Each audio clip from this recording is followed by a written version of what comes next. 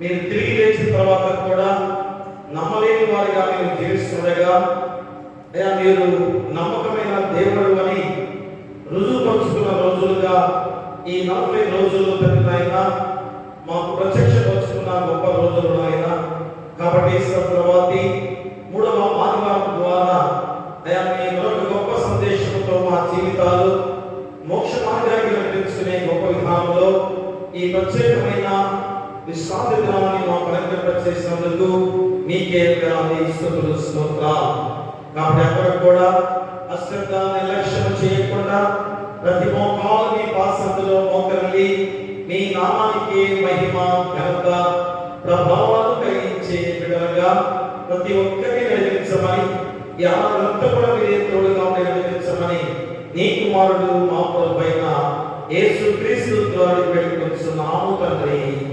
ఆమేన్. యెహోవా నా కాపరి నీవేమి కలుగదు, తన మహాకృపతో బ్రోచి నన్ను మనుపునాతడే, తన మహాకృపతో బ్రోచి నన్ను మనుపునాతడే. యెహోవా నా కాపరి నీవేమి కలుగదు, పచ్చిక గల చోట్ల నడపరుండ చేయుచు, గడు హెచ్చకు సౌఖ్యములు సదా ఇచ్చునాతడే, గడు హెచ్చకు సౌఖ్యములు సదా ఇచ్చునాతడే.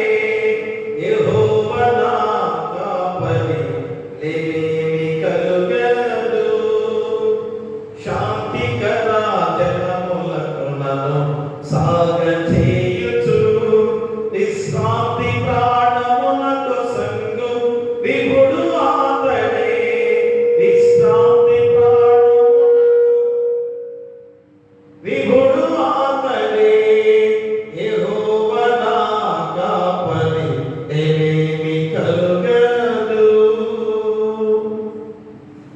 శాంతికర జలములకు నన్ను సాగచేయుచు, విశ్రాంతి ప్రాణమునకు కొసగు విభుడు ఆతడే, విశ్రాంతి ప్రాణమునకు సంగు విభుడు ఆతడే. యెహోవా నా కాపరి నీవేమి కలుగదు, గాఢాంధకారమైన ఉండబోయినా నీ కీడుకు భయపడనిక నా తోడు ఆయనే, నీ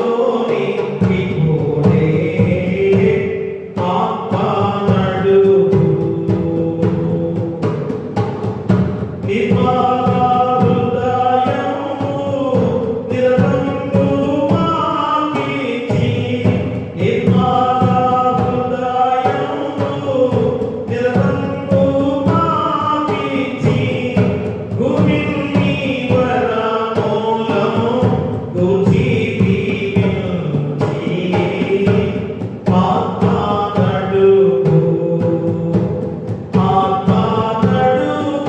సత్యములోని ఇప్పుడే, ఆత్మ నడుపు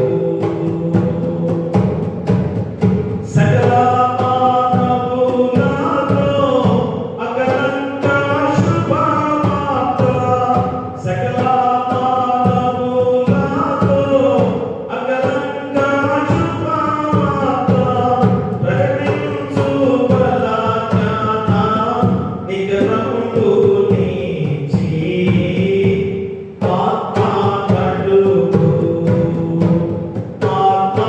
నడుపు సత్యములోని ఇప్పుడే, ఆత్మ నడుపు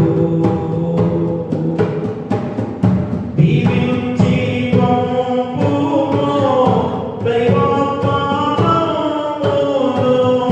దీవించి పంపుము దైవాత్మమును, భావజ్ఞానము సంగి ప్రభు సేవలోన, ఆత్మ నడుపు సత్యములోని ఇప్పుడే, ఆత్మ నడుపు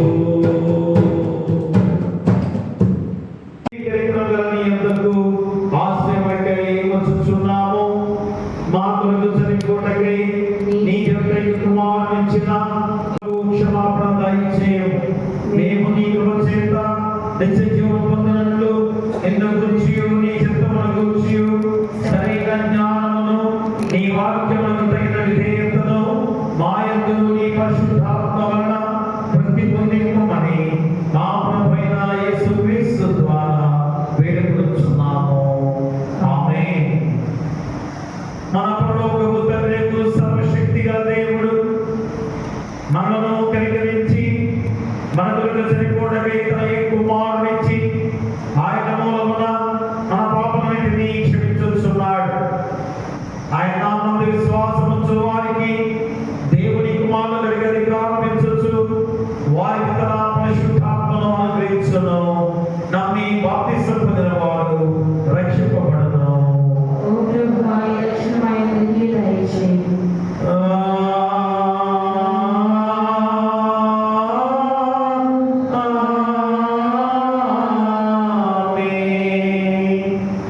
ఈస్టర్ తర్వాతి మూడవ ఆదివారం కొరకు ఏర్పాటు చేయబడిన ప్రారంభ గీతాన్ని చదువుకుందాం.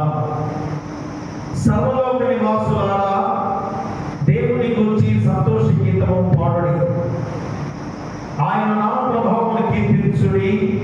ఆయనకు ప్రభావమును ఆరోపించి ఆయనను స్తోత్రించుడి. నీ కార్యములు ఎంతో భీకరమైనవి. నీ బలాతిశయమును బట్టి నీ శత్రువులు లొంగి నీ ఎదురు వచ్చెదరు అని దేవునితో చెప్పుడి. తండ్రికి కుమారునికి పరిశుద్ధాత్మకును ఆదియందు ఇప్పుడు ఎల్లప్పుడూ యుగయుగములు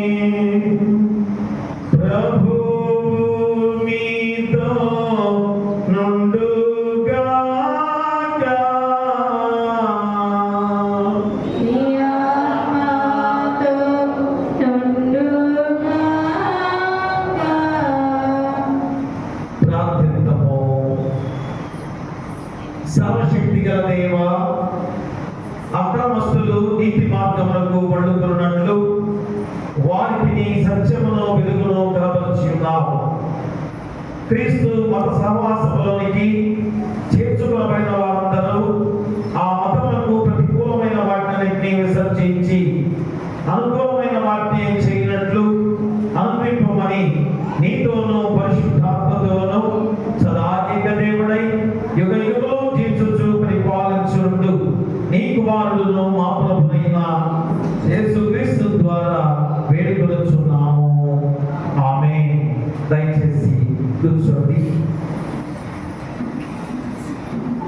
ప్రియ దేవుని సంఘమా, దేవులారా, మరి యొక్క ప్రాముఖ్యమైన సమయముగా దేవాది దేవుని మహాకృప చేత మరొక గొప్ప విశ్రాంతి దినములోకి మనం ప్రవేశించున్నాం. ఎందుకనగా యేసుక్రీస్తు వారు పునరుద్ధారుడై 40 రోజులు ఈ లోకంలో ప్రత్యక్షపరుచుకున్న గొప్ప రోజులు కనుకనే ఈస్టర్ తర్వాతి 3వ ఆదివారంలోకి ప్రవేశింపచేసిన దేవాది దేవునికి వందనాలు చెల్లించుకొని వచ్చిన మీ అందరికి కూడా నిండు వందనాలు తెలియజేసుకుంటూ ఉన్నాం. ఈరోజు మనకి ఇచ్చిన లేఖన భాగాలుగా పత్రిక పాఠ్య భాగముగా పరిశుద్ధులైన పేతురు రాసిన మొదటి పత్రిక 2వ అధ్యాయము 11 నుంచి 20 వచనాలు. 2వ అధ్యాయము 11 నుంచి 20 వచనాలు. ఏర్పాటు చేయబడి పత్రిక పాఠ్య భాగంలో 2వ పేతురు 2వ అధ్యాయం 11 వచనం నుంచి 20 వచనాలు. దేవులారా, మీరు పరదేశులను యాత్రికులనై ఉన్నారు కనుక ఆత్మకు విరోధముగా పోరాడు శరీరాశలను విసర్జించి అన్యజనులు మిమ్మల్ని ఏ విషయంలో దుర్మార్గులని దూషితులు ఆ విషయంలో వారు మీ సత్క్రియలను చూసి వాటిని బట్టి దర్శన దినమున దేవుని మహిమపరిచినట్లు వారి మధ్యను మంచి ప్రవర్తన గలవారై ఉండవలనని మిమ్మల్ని బ్రతిమాలుకొనుచున్నాను. మనుషులు నియమించు ప్రతి కట్టడకును ప్రభు నిమిత్తమై లోబడి రాజు అందరికీ అధిపతి అని నాయకులు దుర్మార్గులకు ప్రతిదండన చేయుటకును సన్మార్గులకు మెప్పు కలుగుటకును రాజు వలన పక్కబడిన వారని వారికి లోబడి ఉండడి. ఏదైనగా మీరింటూ యుక్త ప్రవర్తన గలవారై అజ్ఞానముగా మాట్లాడు మూర్ఖుల నోరు మాటయు దేవుని చిత్తము సుతంత్రులై ఉండుడి. దుష్టత్వములను కప్పి పెట్టుటకు ఈ స్వాతంత్ర్యమును వినియోగపరచక దేవునికి దాసులమని లోబడి ఉండుడి. అందరినీ సన్మానించుడి, సహోదరులను ప్రేమించుడి, దేవునికి భయపడుడి, రాజును సన్మానించుడి. పనివారులారా, మంచివారును సాత్వికులు అయిన వారికి మాత్రము కాక ముష్కరులైన మీ యజమానులకును పూర్ణ బలముతో లోబడి ఉండుడి. ఎవడైనను అన్యాయముగా శ్రమ పొందొచ్చు దేవుని గురించి మనస్సాక్షి కలిగి దుఃఖము సహించిన ఎడల అది హితమగును. తప్పిదమునకై దెబ్బలు తిన్నప్పుడు మీరు సహించే ఎడల మీకేమి ధనము? మేలు చేసి బాధపడినప్పుడు మీరు సహించే ఎడల అది దేవునికి హితమగును. ఇందుకు మీరు పిలువబడితే ఇందులో పథక బట్టి బాగా ముగింపబడదు. హల్లెలూయా, హల్లెలూయా, హల్లెలూయా. అలాగే సువార్త పాఠ్య భాగం నుంచి పరిశుద్ధ యోహాను రాసిన సువార్త 16వ అధ్యాయము 16 నుంచి 23 వచనాలు. పరిశుద్ధ యోహాను రాసిన సువార్త 16వ అధ్యాయము 16 నుంచి 23 వచనాలు. ఓ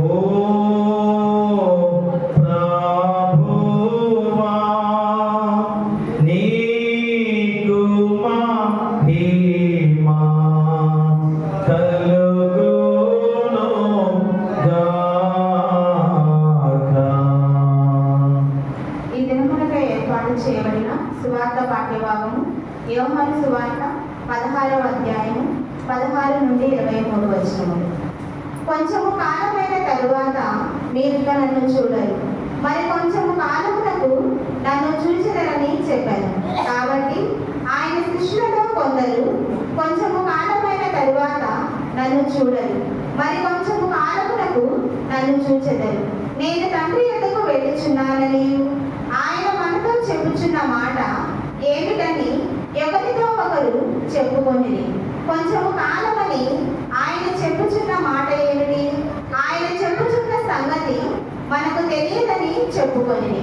వారు తను అడగగోరుచుండిరని యేసు ఎరిగి వారితో ఇట్లనెను, కొంచెము కాలమైన తరువాత మీరు నన్ను చూడరు, మరి కొంచెము కాలమునకు నన్ను చూచరని నేను చెప్పిన మాటను గురించి మీరు ఒకరితో ఒకడు ఆలోచించుకొనుచున్నారా? మీరు ఏడ్చి ప్రలాపింతులు కానీ లోకము సంతోషించును, మీరు దుఃఖితులు కానీ మీ దుఃఖము సంతోషమగునని మీతో నిశ్చయముగా చెప్పుచున్నాను. స్త్రీ ప్రసవించినప్పుడు ఆమె గడియ వచ్చును కనుక ఆమె వేదన పడును. అయితే శిశువు పుట్టగానే లోకమందు నరుడొకడు పుట్టెనను సంతోషము చేత ఆమె ఆ వేదన మరి జ్ఞాపకము చేసుకొనదు. అటువలే మీరును ఇప్పుడు దుఃఖపడుచున్నారు గాని మిమ్మును మరలా చూచెదరు. అప్పుడు మీ హృదయము సంతోషించును, మీ సంతోషమును ఎవడును మీ యొద్ద నుండి తీసివేయుడు. ఆ దినమున మీరు దేని గురించి నన్ను అడుగరు.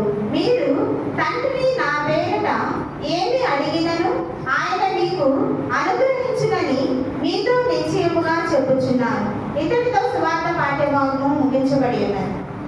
ఓ క్రీస్తు నీకు స్తోత్రము కలుగును గాక. అందరం కలిసి అపోస్తల విశ్వాస ప్రమాణము చెప్పుకుందాం. భూమి ఆకాశాలను సృజించిన సర్వశక్తి గల తండ్రి అయిన దేవుని నేను నమ్ముచున్నాను. ఆయన ఏక కుమారుడును మన ప్రభువైన యేసుక్రీస్తును నమ్ముచున్నాను. ఈయన పరిశుద్ధాత్మ వలన గర్భమున ధరింపబడి కన్య అయిన మనకు పుట్టి పొందికల అధికారం కింద శ్రమపడి సిలువ వేయబడి చనిపోయి సమాధి చేయబడిననియు అదృశ్య లోకములోనికి దిగిననియు చనిపోయిన వాళ్ళ నుండి మూడవ దినమున లేచి పరలోకములకెక్కి సర్వశక్తి గల తండ్రియగు దేవుని కుడి చేతి వైపున కూర్చుని ఉన్నాడనియు సజీవులకును మృతులకును తీర్పు చేయడానికి ఒకడు వచ్చుననియు నమ్ముచున్నాను. పరిశుద్ధాత్మనొచ్చున్నాను. పరిశుద్ధ క్రైస్తవ సంఘముగు పరిశుద్ధుల సహవాసమును పాపక్షమాపణయు శరీరమును ధారమును నిత్య జీవనమును నమ్ముచున్నాను. ఆమేన్. దయచేసి కూర్చోండి.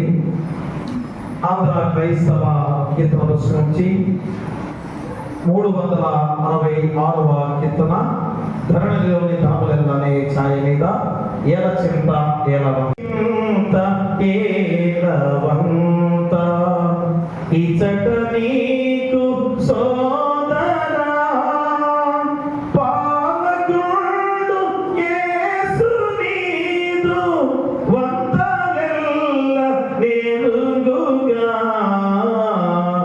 ఏల చింత ఏలవంత తొల్లి నీను నచ్చినట్టి దోషమెంతో చూడుమా కల్ల కాదు యేసు క్రీస్తు చెల్ల చెదరం చేసేగా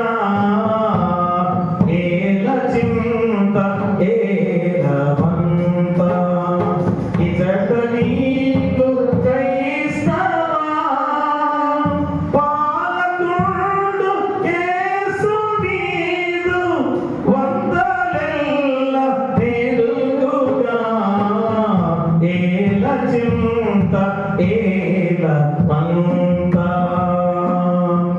నీకు కాలు జారినప్పుడు నిన్ను లేవనెత్తెగా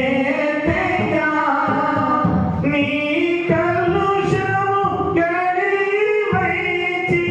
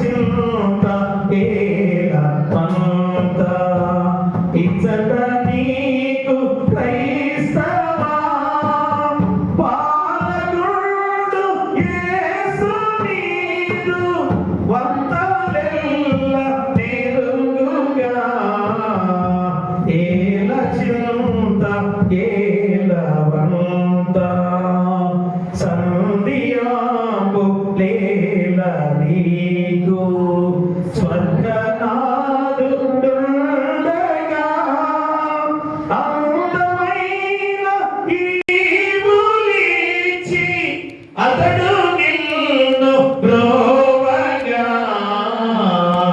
ఏల చింత ఏల వంత. మన తండ్రి దేవుని నుండి మన ప్రభువైన యేసుక్రీస్తు నుండి కృపయు సమాధానం మీకు కలుగును గాక. ఆమేన్. దయచేసి కూర్చోండి. ప్రియ దేవుని సంగమా, దేవుళ్ళారా, మరి యొక్క ప్రాముఖ్యమైన సమయముగా దేవాది దేవుని మహాకృప చేత ఈ పరిశుద్ధ విశ్రాంతి దినము ఈస్టర్ తర్వాతి 3వ ఆదివారంలోకి ప్రవేశించిన మనము ఈ 40 రోజులు కూడా దేవాది దేవుడు మన మధ్యలో ఉండి ప్రత్యక్షపరుచుకొని మనకెంతో ధైర్యాన్ని ఇచ్చిన దేవాది దేవుడు. ఎందుకనగా ఆయన తిరిగి లేచిన తర్వాత మరి ఇందులో నమ్మని జనాంగముగా ఉన్న లోకం ఆయన మరణించి తిరిగి పునరుద్ధరణగా లేస్తాను అని ఎన్నో సందర్భాల్లో చెప్పినా కానీ మరి నమ్మని ప్రజలుగా ఉండగా ఇంకనూ 40 రోజులు ఈ లోకంలో ఉండి ఆ దేవాది దేవుని యొక్క ఆ మహాత్యపు రూపాన్ని ప్రత్యక్షపరుచుకున్న దేవాది దేవుడు. కాబట్టి మనము కూడా ఆ గొప్ప సాక్షులుగా ఉన్న గొప్ప రీతిలో మన జీవితాలు ఏ విధంగా మరి సిద్ధపాటు కలిగిన వారిగా జీవిస్తున్నామో లేదో మనం గుర్తు చేసుకోవాల్సిన గొప్ప సమయం. ప్రియ దేవుని సంగమా, అలాంటి గొప్ప సమయంలో మరి ఈరోజు ఈ 2 పాఠ్యభాగాల ద్వారా చక్కటి అంశాన్ని దేవుడు మనకు సమకూర్చిన గొప్ప దేవుడు. ఎందుకంటే ప్రతి విశ్రాంతి దినములో ఎంతో చక్కటి అంశాన్ని దేవుడు మనకు గుర్తు చేస్తుండగా ఆ అంశము మన జీవితాన్ని ఒక మార్గ నిర్దేశకమైన విధానంలో నడిపిస్తూ ఉందనేది కూడా గుర్తు చేసుకోవాలి. అందుకని అంశం అనేది మనం చాలా ప్రాముఖ్యంగా మరి మీరు నోట్స్ లో రాసుకున్నా మంచిది, చాలా మంచిది, మీ హృదయంలో భద్రపరుచుకున్నా చాలా మంచిది. కానీ ఆ అంశాన్ని చాలా ప్రాముఖ్యంగా మనం గుర్తుపెట్టుకోవాల్సిన బాధ్యతలో ఈ వారమంతా కూడా ఆ రీతిగా జీవించే గొప్ప ధన్యకరమైన జీవితాన్ని దేవుడి పాఠ్యభాగాల ద్వారా మనం గుర్తు చేస్తున్నాడు. అలాగే ఈరోజు 2 పాఠ్యభాగాలలో పరిశుద్ధమైన పేతురు క్రైస్తవ విశ్వాసులకు చాలా ప్రాముఖ్యమైన మాటలు మనం గుర్తు చేస్తున్నాడు. ఏమిటనగా శరీరాశలను విసర్జించండి. ఎందుకనగా ఈ శరీర ఆశలు ఏమాత్రం కూడా నిలవనేరవు. శరీరము మట్టిలో కలిసిపోయేది మాత్రమే, ఆత్మ దేవుని చెంతకు చేరేది. కనుక ఆత్మావశులై మనందరం కూడా సిద్ధపాటు కలిగి జీవించే గొప్ప విధానంలో మరి పేతురు క్రైస్తవ విశ్వాసులకు చెబుతున్నాడు. శరీరాశలను విసర్జించి అన్యజనుల దూషణను సహిస్తూ అధికారులకు లోబడి ముష్కరులైన యజమానులకు లోబడి అన్యాయపు శ్రమను సహిస్తూ యుక్త ప్రవర్తనతో జీవించుడి అని గుర్తు చేస్తున్నాడు. చూడండి ఎంత ప్రాముఖ్యమైన మాటలు పరిశుద్ధమైన పేతురు ద్వారా గుర్తు చేస్తున్నాడు. మా మొదటి ఆ వచనాల్లో 11, 12 వచనాల్లో క్రైస్తవ విశ్వాసులకు బోధిస్తున్న గొప్ప సత్యం. తర్వాత 11 నుంచి ఆ 18 వచనాల వరకు కూడా చాలా ప్రాముఖ్యమైన మాట గుర్తు చేస్తున్న. 11 నుంచి 17 వచనాలు ఏం చెప్తున్నాడు, ఎవరి గురించి, అధికారులకు మరియు ప్రభుత్వానికి లోబడటం గురించి హెచ్చరిక చేస్తున్నాడు. చూడండి, క్రైస్తవ విశ్వాసులకి ఎంత చక్కటి పాఠాన్ని దేవుడు గుర్తు చేస్తున్నాడు. అధికారులకి ప్రభుత్వానికి లోబడి ఉండుడి.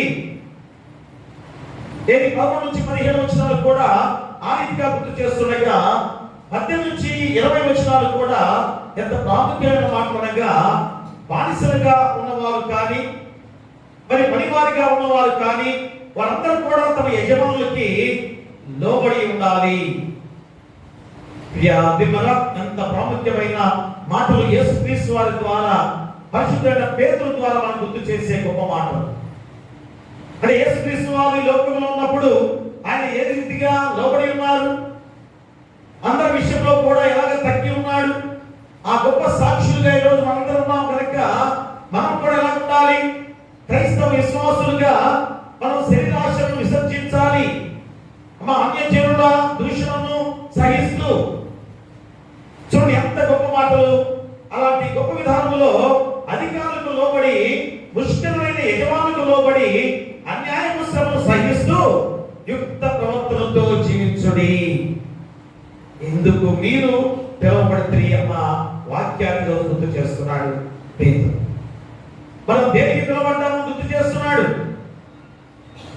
అలాగనే మరి ఈ యొక్క స్వార్థ పాఠ్య భాగంలో యోహాను భక్తుల ద్వారా చాలా ప్రాముఖ్యమైన మాటలు గుర్తు చేస్తున్నాడు. ఎందుకంటే యోహాను భక్తుల ద్వారా ప్రతి మాట కూడా దేవుని దగ్గర ఎంతో ప్రత్యక్షంగా చూసిన వాడి కనుక చాలా ప్రాముఖ్యమైన మాటలు యోహాను భక్తుల ద్వారా మనం గుర్తు చేసుకునే విధానం.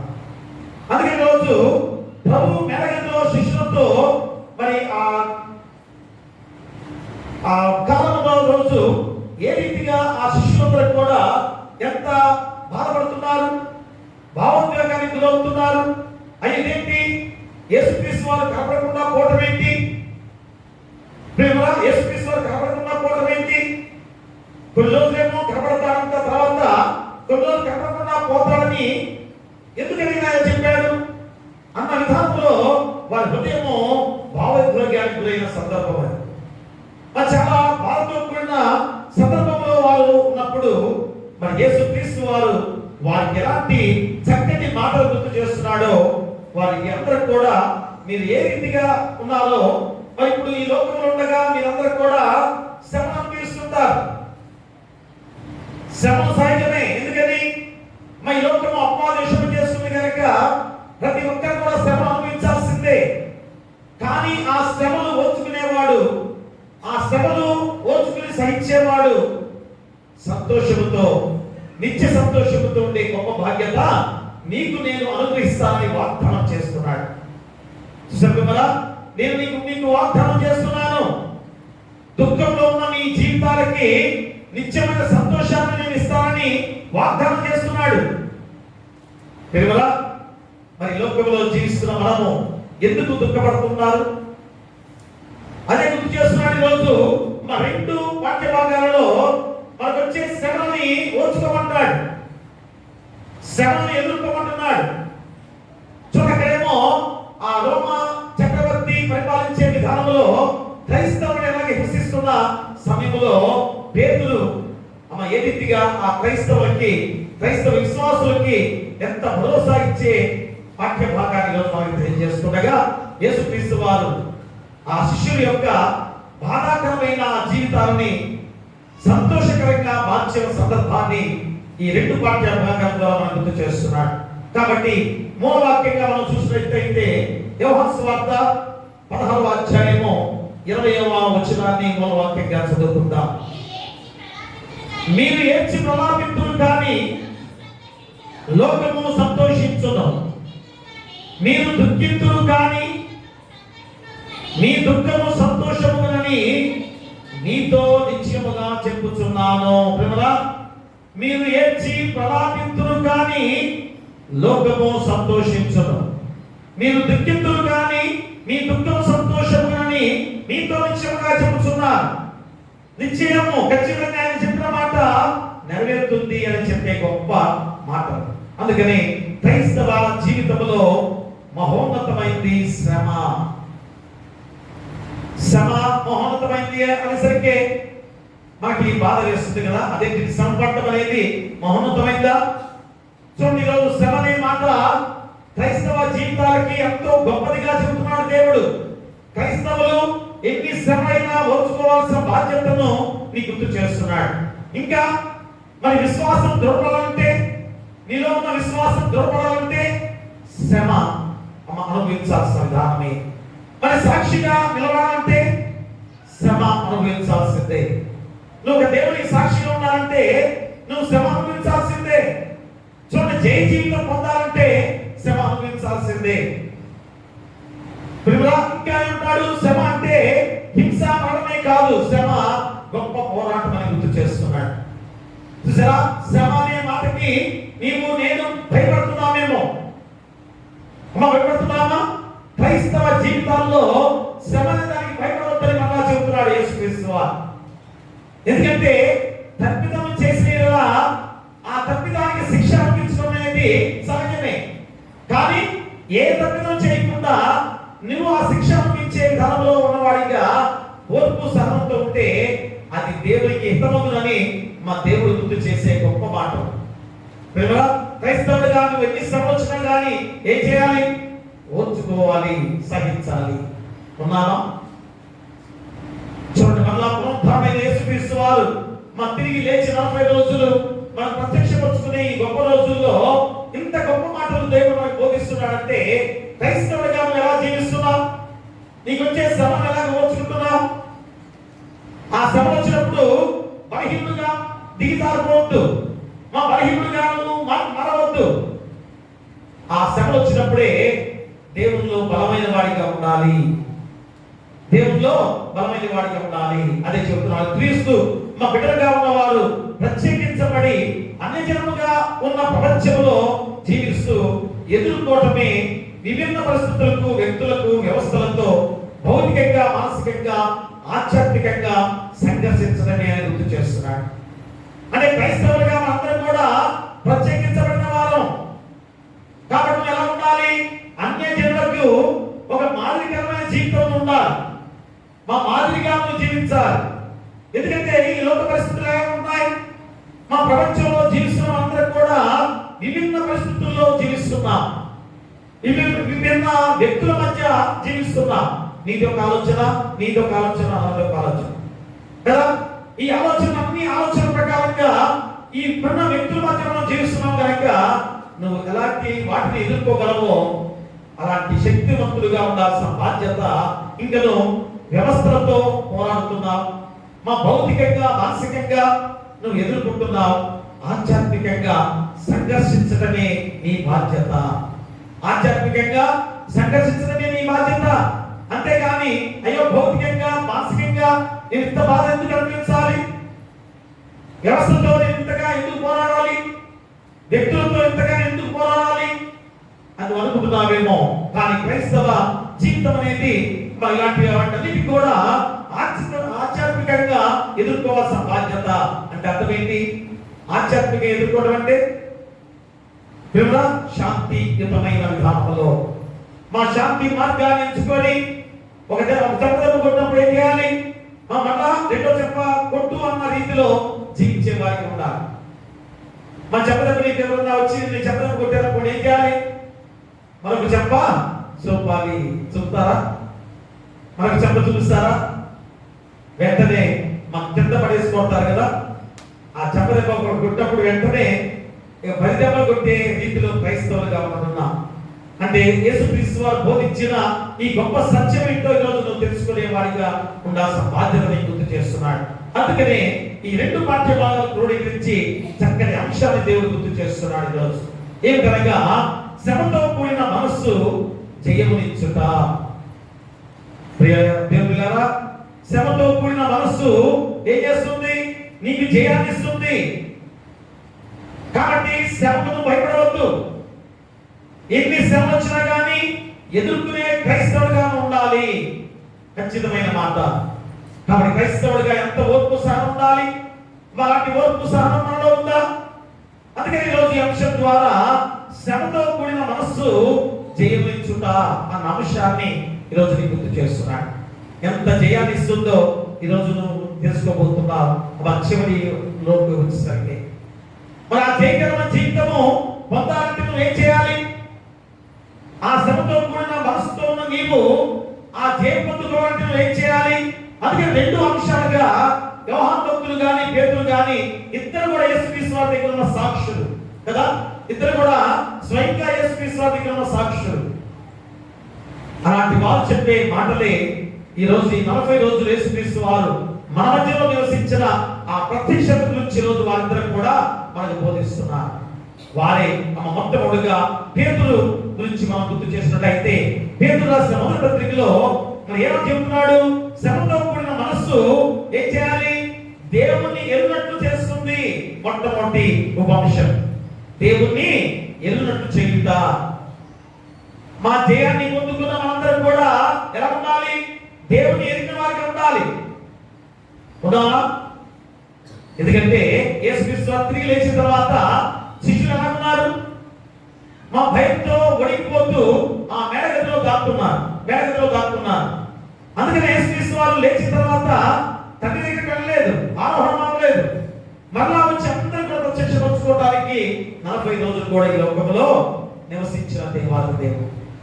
అందుకని శిష్యులు ప్రత్యక్షపరచుకున్నాడు.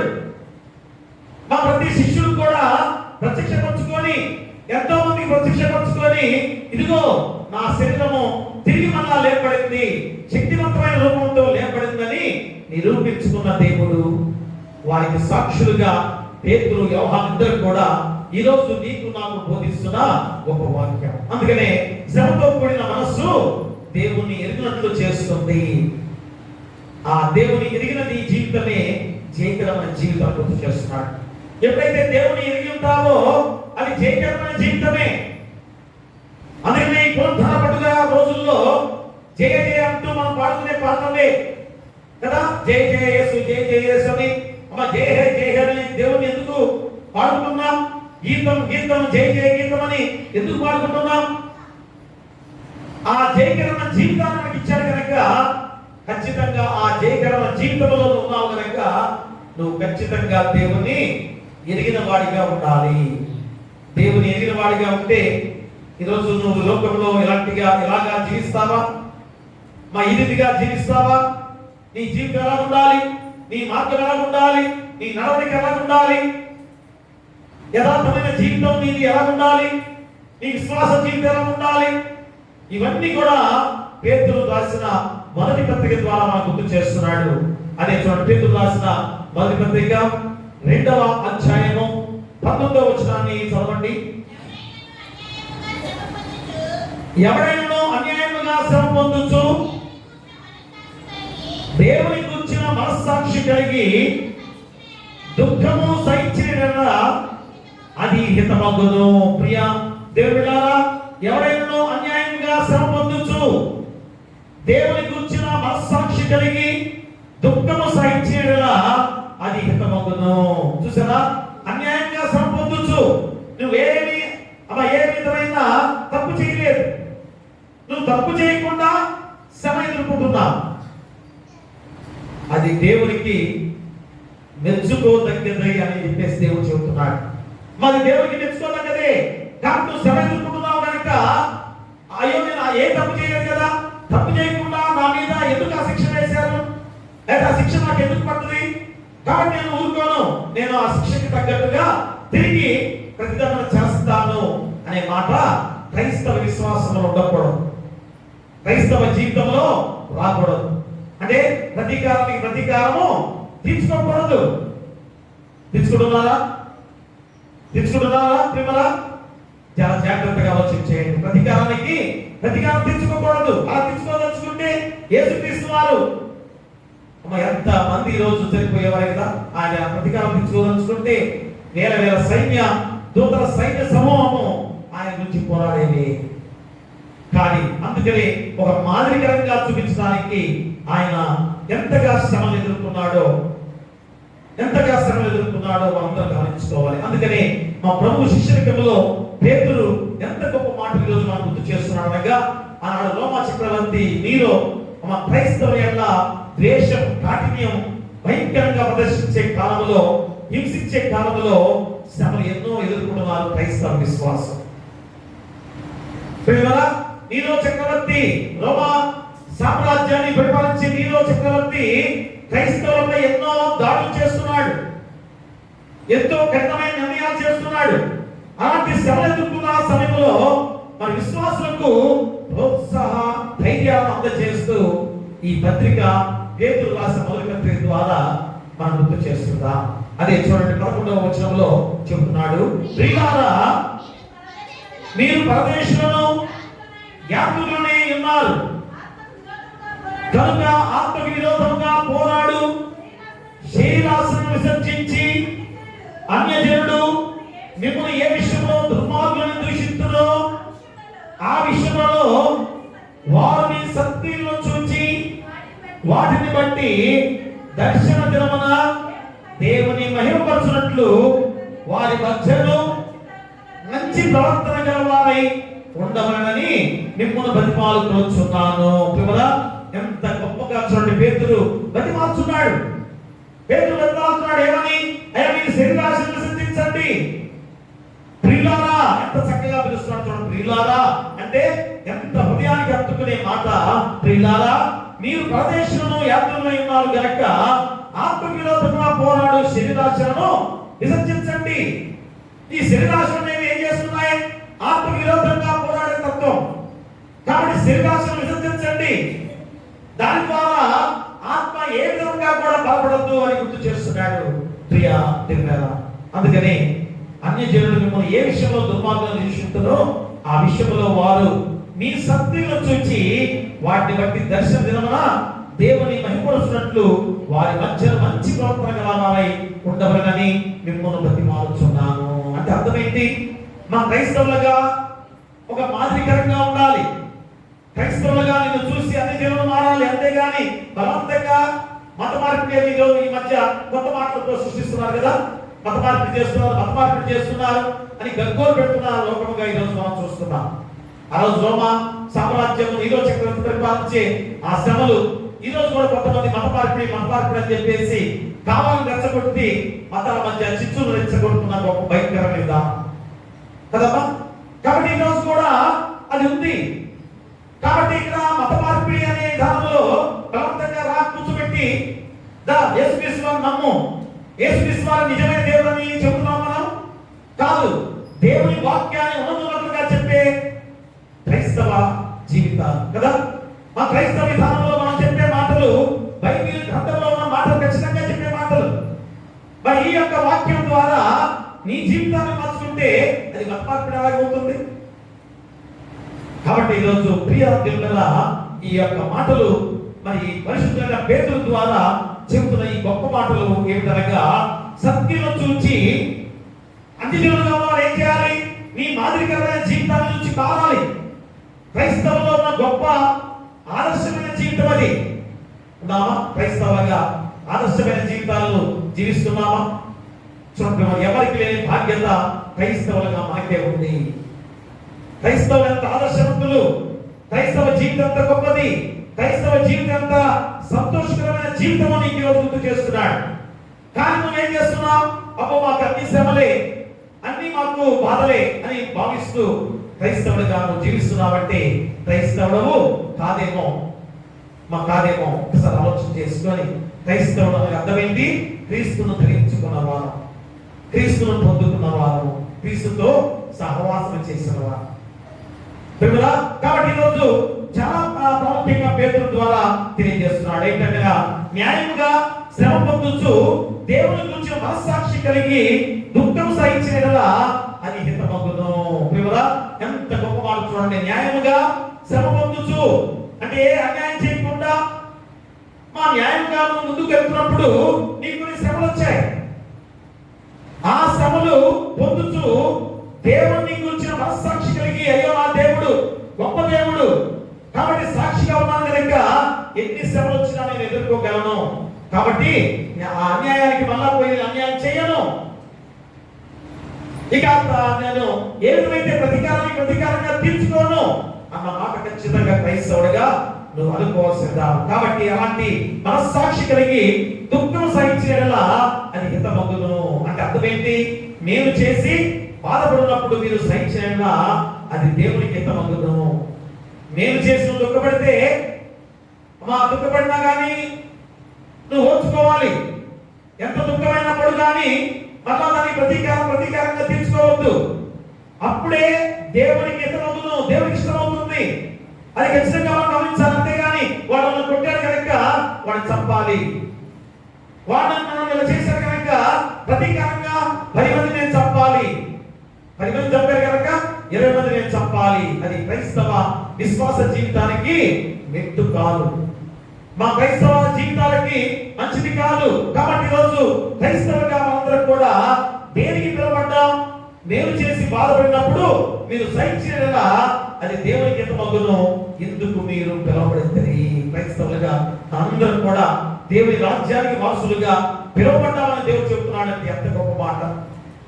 మా దాని వరకు నువ్వు పిలువబడ్డావు. అందుకనే పేతురు రాసిన మొదటి పత్రిక 2వ అధ్యాయము 19 నుంచి 20 వచనాలు మనం చదువుకుందాం. ఎవరైనాను అన్యాయంగా శ్రమ పొందొచ్చు, దేవుని గురించిన మనస్సాక్షి కలిగి దుఃఖము సహించేలా అది హితమగును. తప్పిదములకై దెబ్బలు తిన్నప్పుడు మీరు సహించేలా మీకేమి ఘనము? మీరు చేసి బాధపడినప్పుడు మీరు సహించేలా అది దేవునికి హితమగును. ఎందుకు మీరు పిలువబడింది? క్రైస్తవురాలుగా నువ్వు పిలువబడింది ఈ గొప్ప జీవితం కొరకే. మరి నీలో ఎందుకు ఎంత కోపం ఉంది? మా క్రైస్తవురాలిగా ఎందుకు నీకు ఎంత కోపం ఉంది? ఎందుకు ఎంత కక్షల కార్పణ్యాలతో జీవిస్తున్నావు? కాబట్టి ఇప్పుడు ఎంత గొప్ప మాట ఎందుకు దేవుడు గుర్తు చేస్తున్నానుగా, ఆయన వచ్చి మళ్ళా తిరిగి వెళ్ళబోతున్నాడు. అనగా చనిపోయాడు, కనిపించకుండా పోయాడు, తిరిగి మళ్ళా 3వ దినాన లేచి అందరికీ కనిపించుకున్నాడు. 2 సందర్భాలుగా చెప్తే మాత్రం స్వార్థ ప్రాప్తి భాగంలో తెలియజేస్తున్నాడు. కాబట్టి యేసుక్రీస్తు వారు మమ్మల్ని ఈ లోకానికి ఏం చెప్పాలి? ఇదిగో నేను చనిపోయి తిరిగి లేచాను కనుక నేనే సాక్షిని. కాబట్టి ఈ సాక్ష్యం ద్వారా నేను మీకు బోధిస్తున్నాను. క్రైస్తవురాలిగా మీరు ఎంత ఓర్పు కలిగి ఉండాలి. ఎన్ని శ్రమలు వచ్చినా కానీ దాన్ని ఎదుర్కొంటూ దుఃఖపడతా పర్లేదు, దుఃఖపడు. ఆ దుఃఖము ఏం చేస్తుంది? పరిపూర్ణంగా సంతోషంగా నిన్ను మార్చబోతుంది. ఆ దుఃఖము పరిపూర్ణంగా సంతోషకరంగా నిన్ను మార్చబోతుంది. ప్రేమరా అదే చెప్తున్నాడు. అంటే ఆ యొక్క ఆక్షలో నువ్వు జీవించే నీ జీవితాన్ని మా జయకర జీవితం అని చెప్పేసి అంటాడు. ఆ జయకరమైన జీవితమే దేవుని ఎరుగినట్టుగా చేసిందని గుర్తు చేస్తుంది. అందుకనే దేవుని ఎరుగుట, దేవుని మనస్సాక్షి కలిగి ఉంట, ఈ 2 కూడా నువ్వు గుర్తు చేసుకోవాలి. దేవుని ఎరిగిన వాడు అంటే అర్థం ఏంటి? జయకరమైన జీవితమే. అలాంటి జీవితాన్ని పొందిన నీవు ఎలా ఉండాలి? ఒక సాక్షిగా ఉండాలి. అదే ఫిలిప్పీయులకు రాసిన పత్రిక చూడండి. అపోస్తలుడైన పౌలు ఫిలిప్పీయులకు రాసిన పత్రిక 2వ అధ్యాయము 1 నుంచి 5 వచనాలు చదవండి. కావున క్రీస్తునందు ఏ హెచ్చరిక అయినను, ప్రేమ వలన ఆదరణ అయినను, ఆత్మయందు ఏ సహవాసమైనను, ఏ దయారసమైనను, వాత్సల్యమైనను ఉన్న ఎడల మీరు ఏక మనస్కులున్నట్లుగా ఏక ప్రేమ కలిగి ఏక భావం గలవారుగా ఉండి ఒక్కదాని యందే మనసుంచుచు నా సంతోషమును సంపూర్ణము చేయుడి. కక్ష చేతనైనను వృధాభిషేకము చేతనైనను ఏమీయూ చేయక వినయమైన మనస్సు గలవారై ఒకరినొకడు తనకంటే యోగ్యుడని ఎంచుచు మీలో ప్రతివాడును తన సొంత కార్యములను మాత్రమే కాగా ఇతరుల కార్యములను కూడా చూడవలెను. క్రీస్తు యేసునకు కలిగిన ఈ మనస్సు మీరును కలిగి ఉండుడి. చూసారా అపోస్తలుడైన పౌలు కూడా ఎంత గొప్ప మాట ఈ రోజు గుర్తు చేస్తున్నాడు. చూడండి ఎలా ఉండాలి? క్రీస్తునందు ఏ హెచ్చరికైనను, ప్రేమ వలన ఆదరణైనను, ఆత్మయందు ఏ సహవాసమైనను, ఏ దయారసమైనను, వాత్సల్యమైనను ఉన్నాయనగా మీరు ఏక మనస్కులగునట్లును ఏక ప్రేమ కలిగి ఏక భావం గలవారిగా ఉండి ఒకదాని యందే మనస్సుంచుచు నా సంతోషమును సంపూర్ణము చేయుడి, నా సంతోషమును సంపూర్ణం చేయుడి. ఏక మనసు కలిగిన వారిగా జీవించాలి. ఉన్నారా? ఏ కక్ష చేతనైనో హృదాభిషేకం చేతనైనో ఏమీ చేయక వినయమైన మనసు గలవారై ఒకరినొకరు తనకంటే యోగ్యునించచ్చు. ఎలా ఉండాలి? ఎదుటివాడు నాకంటే గొప్పవాడు అనుకోవాలి అనుకుంటారా? అస్సలు కూడా ఆ విషయం కదా. వాడంతా వాడు కోరికస్గా కదా, ఇదంతా మాట వాడు లెక్క, వాడు నాకంటే గొప్ప, వాడే గొప్ప. అమ్మ ఎన్ని మాటలు అంటారు కదా ఎదుటి వాడిని ఏ మాత్రం లెక్క చేయం. మరొక లెక్క మనకి నేను చాలా గొప్పవాడిని ప్రతి ఒక్కరు కూడా అనుకునే విధానాలు ఈరోజు అపోస్తలుడైన పౌలు గాని పేతురు గాని నీ జీవితానికి, క్రైస్తవ జీవితానికి హెచ్చరికతో కూడిన మాటలుగా గుర్తు చేస్తున్నాడు. ప్రియతమరా, కాబట్టి ఎదుటివాడిని నాకంటే ఎదుటివాడు గొప్పవాడు అనుకోవాలి క్రైస్తవుడిగా. ఆ మనస్తత్వం ఉందా? చూడండి, ఎన్ని గొప్ప మాటలు యేసుక్రీస్తు వారు వెళుతూ మా శిష్యులకి బోధించే గొప్ప మాటలు ఈరోజు పేతురు ద్వారా మనకి ఈరోజు వినిపిస్తున్నాడు. కాబట్టి అంతటి గొప్ప మనస్తత్వాలు కలిగిన క్రైస్తవ జీవితాన్ని ఈరోజు నీకు గుర్తు చేస్తున్నాడు. చూడండి, అందుకనే ఇంకా ఏమంటాడు? మీలో ప్రతివాడును తన సొంత కార్యాలు మాత్రమే కాక ఇతర కార్యాలను కూడా చూడాలి. చూసారా? ఇతర కార్యాలు చూస్తావా? ఎదుటి వాడికి బాగలేదు అన్నప్పుడు అతని దగ్గరికి వెళ్ళి నువ్వు ఏ విధంగా అతనికి సహాయం చేసేవాడికి ఉంటున్నావా? చూడు, నీ సొంత కార్యమే కాదు ఇతర కార్యాలను నువ్వు చూడాలి. ఎంత గొప్ప మాటలు యేసుక్రీస్తు వారి రోజు 40 రోజులు కూడా ఈ లోకంలో జీవించిన ఆ గొప్ప సత్యాన్ని మనకు బోధిస్తున్నాడు. అంతటి పటిష్టమైన క్రైస్తవ జీవితాలు కలిగి ఉండాల్సిన బాధ్యతను నీకు గుర్తు చేస్తున్నాడు. అందుకనే దేవుడిపై ఆధారపడ్డాడు అపోస్తలుడైన పౌలు గాని పరిశుద్ధుడైన పేతురు గాని కదా. మా ఇద్దరు కూడా దేవుడిపై ఆధారపడ్డారు. సువార్త ప్రయాణం చేస్తానికి ముందుకు వెళ్ళారు. అంత సాక్షులుగా మారిపోయిన వారిగా జీవించారు కదా. వారు కూడా చంపబడ్డారు. ఎన్ని హింసలు ఎదుర్కొన్నారు, ఎన్ని శ్రమలు ఎదుర్కొన్నారు కదా. ఎంత భయంకరమైన జీవితాలు అనుభవించారు. అయినా కానీ ఈరోజు దేవుడిపై ఆధారపడుతూ ముందుకు సాగారు.